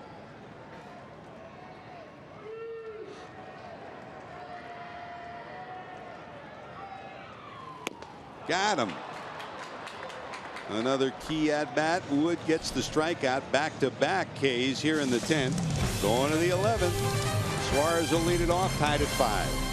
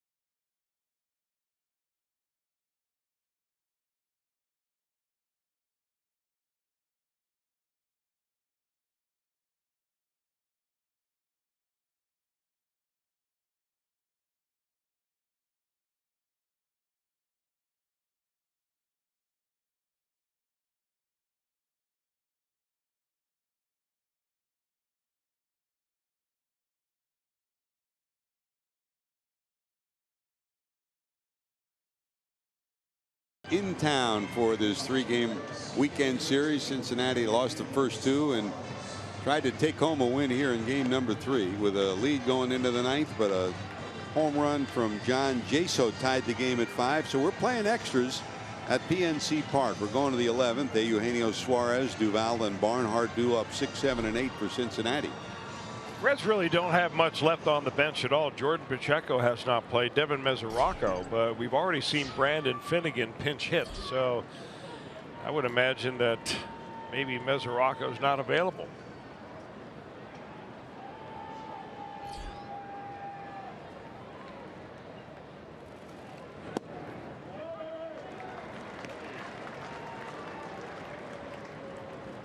Here's Suarez. Eugenio today bumped down to the number 6 spot in the order. 3 ground ball outs to the middle of the infield and a roller down to third. They overshift to the left side against him.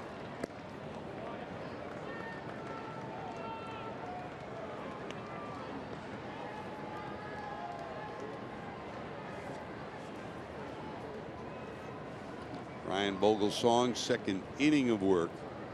Had a 1, 2, 3, 10th, 3 ground balls. That's what you expect from the big right-hander. Fouled at the plate. Suarez has matched up against Vogelsong once. He's 0 for 1 against him.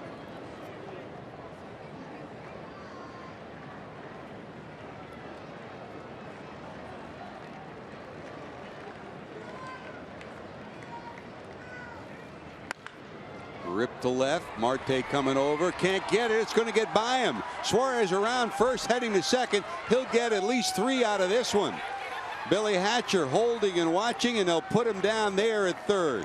So a leadoff triple from Eugenio Suarez. The Reds have the go-ahead run, sitting at third with nobody out in the 11th. That's the way to make something out of a long day at the plate. 0 for 4 coming into this AB. Suarez hits it hard. And this is one of those plays where when you're in extra innings, you got to think as an outfielder, is it worth the risk of trying to dive for this ball, or can I back up and just play this into a single? And I think that was another attempt by Marte of being a hero on a play where if it backfires on you, now the go-ahead run in extra innings is on third base. Bad defensive play. Well, he's burned the Reds with great catches in left, both at Great American Ballpark and here. late in games. One of them a great game-saving catch at the end of a game in Cincinnati. But here he's already missed a cutoff man once and caused a run to score. I mean, I can't say caused a run to score, but certainly was an accomplice in that. The Pirates will bring the infield into the edge of the grass for Adam Duvall. Duvall, a single and 3 fly balls. The fly ball here get the go-ahead run in. Vogelsong to the stretch. Here's strike 1. Breaking ball misses wide.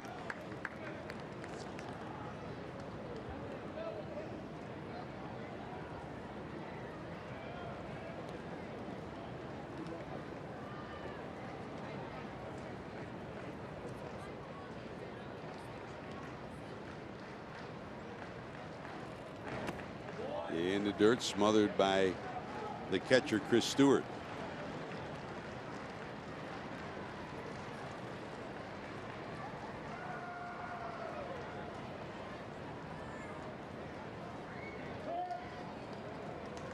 When these two teams get together, anything can happen. From long games to hit batsmen to walk-off wins. High in the air, back into short left, tagging at third. Not this time. Not against that arm. Suarez will hold tight at third, and there's out number 1. Well, you got to hit it more than 150 feet. Yeah.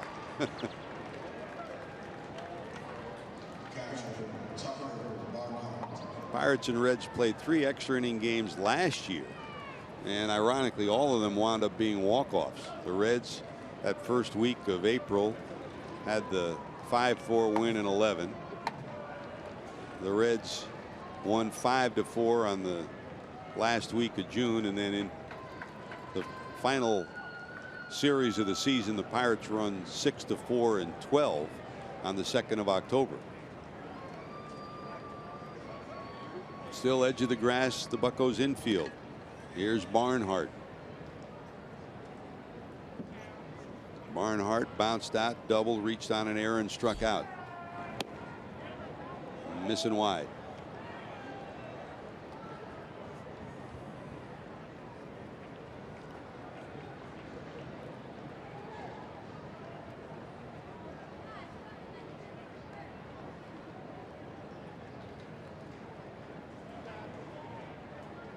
Vogelsong to the stretch. Barnhart digs in. That's inside for a ball. 2-0.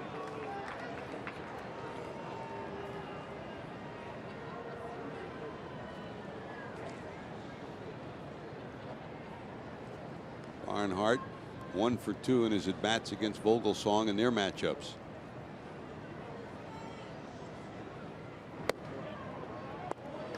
And a little bit wide again, so it's 3-0.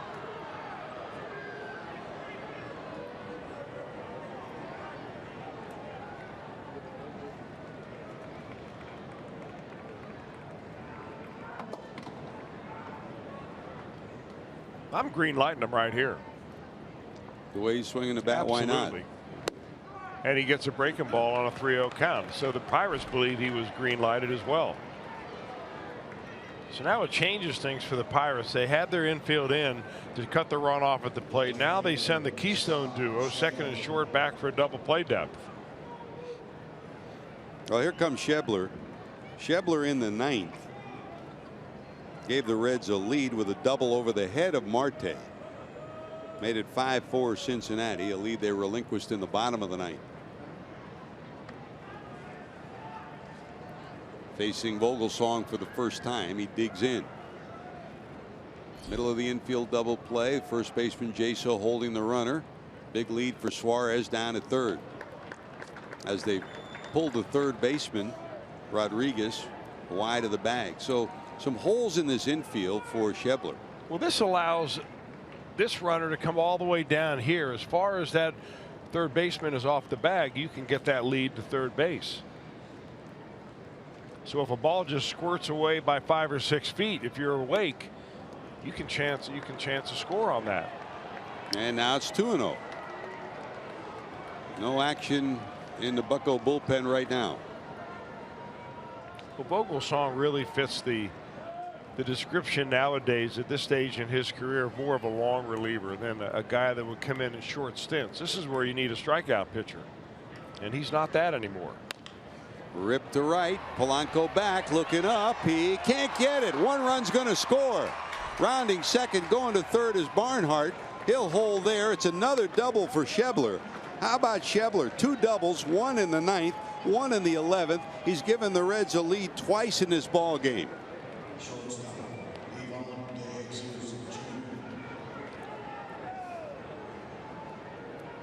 Man, for a guy who has struggled at the plate, Chris, that had to feel so good. Well, you've got to just keep grinding it out because you never know when that worm will turn. And Schebler puts another good swing on a pitch that's low and outside. That was the same spot that he hit the other pitch for a double.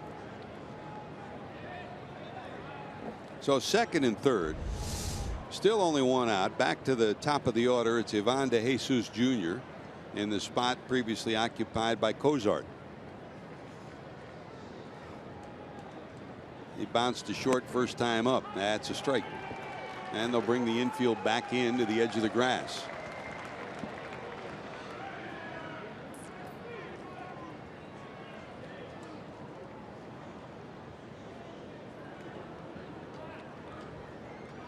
Barnhart off third, Schebler off second. And with this infield defense, Schebler can get a big lead at second. Here's a shot to right. Here comes Polanco. Barnhart had gone back, and he'll hold right there. Oh, look at this. Look, oh, and they've got the runner caught between second and third. Barnhart trying to go to the plate. The throw to the plate will be in time. They'll nail him, and that'll end the inning. Base running mistake on the back end of that by Schebler. Barnhart had gone back to tag up. No, we'll see it again when we return. But Schebler gives the Reds a 6-5 lead.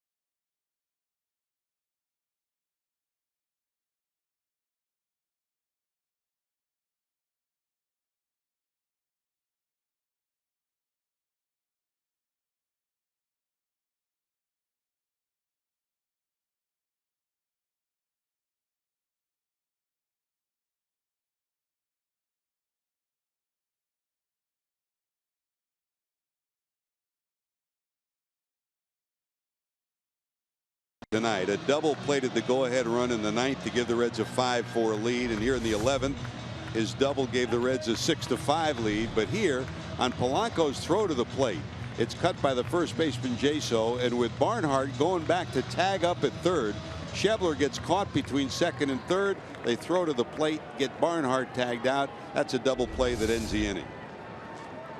A base running mistake by the Reds, but they've gotten the lead. The question is, will one hold up here in the bottom of 11?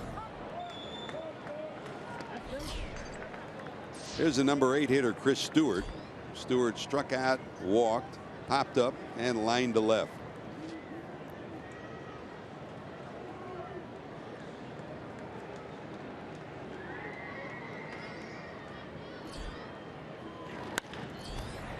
Down to short. Big high hop to DeJesus, and there's one away.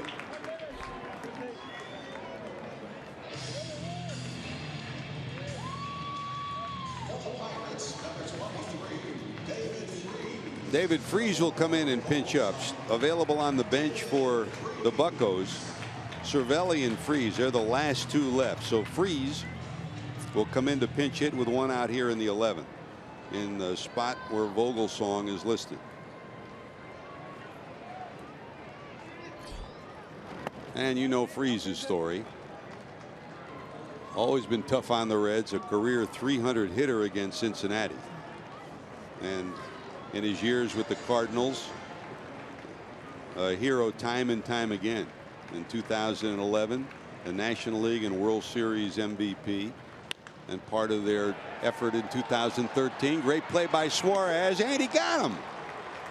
Diving stop by Eugenio Suarez, who's guiding the line to start with, but even with the line spot about 3 feet away, he hammers this one down in the hole, Chris, and makes a great play. You don't know what's going to happen after this if this ball does not get cut off for an out. If that ball goes into the outfield for a base hit, who knows? But that is some nifty defense by Eugenio Suarez. Blake Wood says thank you very much.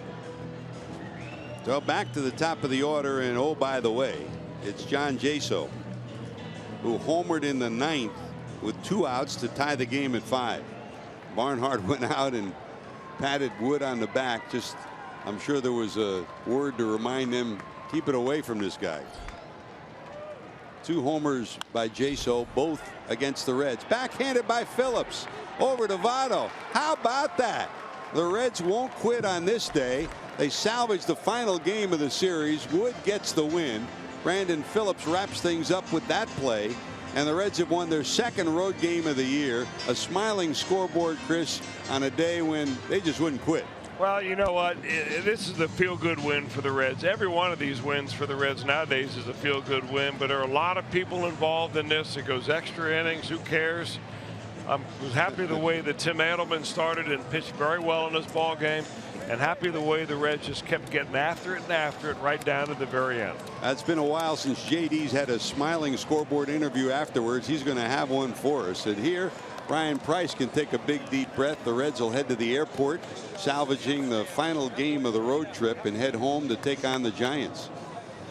More to talk about coming up next on Fox Sports Ohio. It's Reds Live postgame, sponsored by Kings Honda.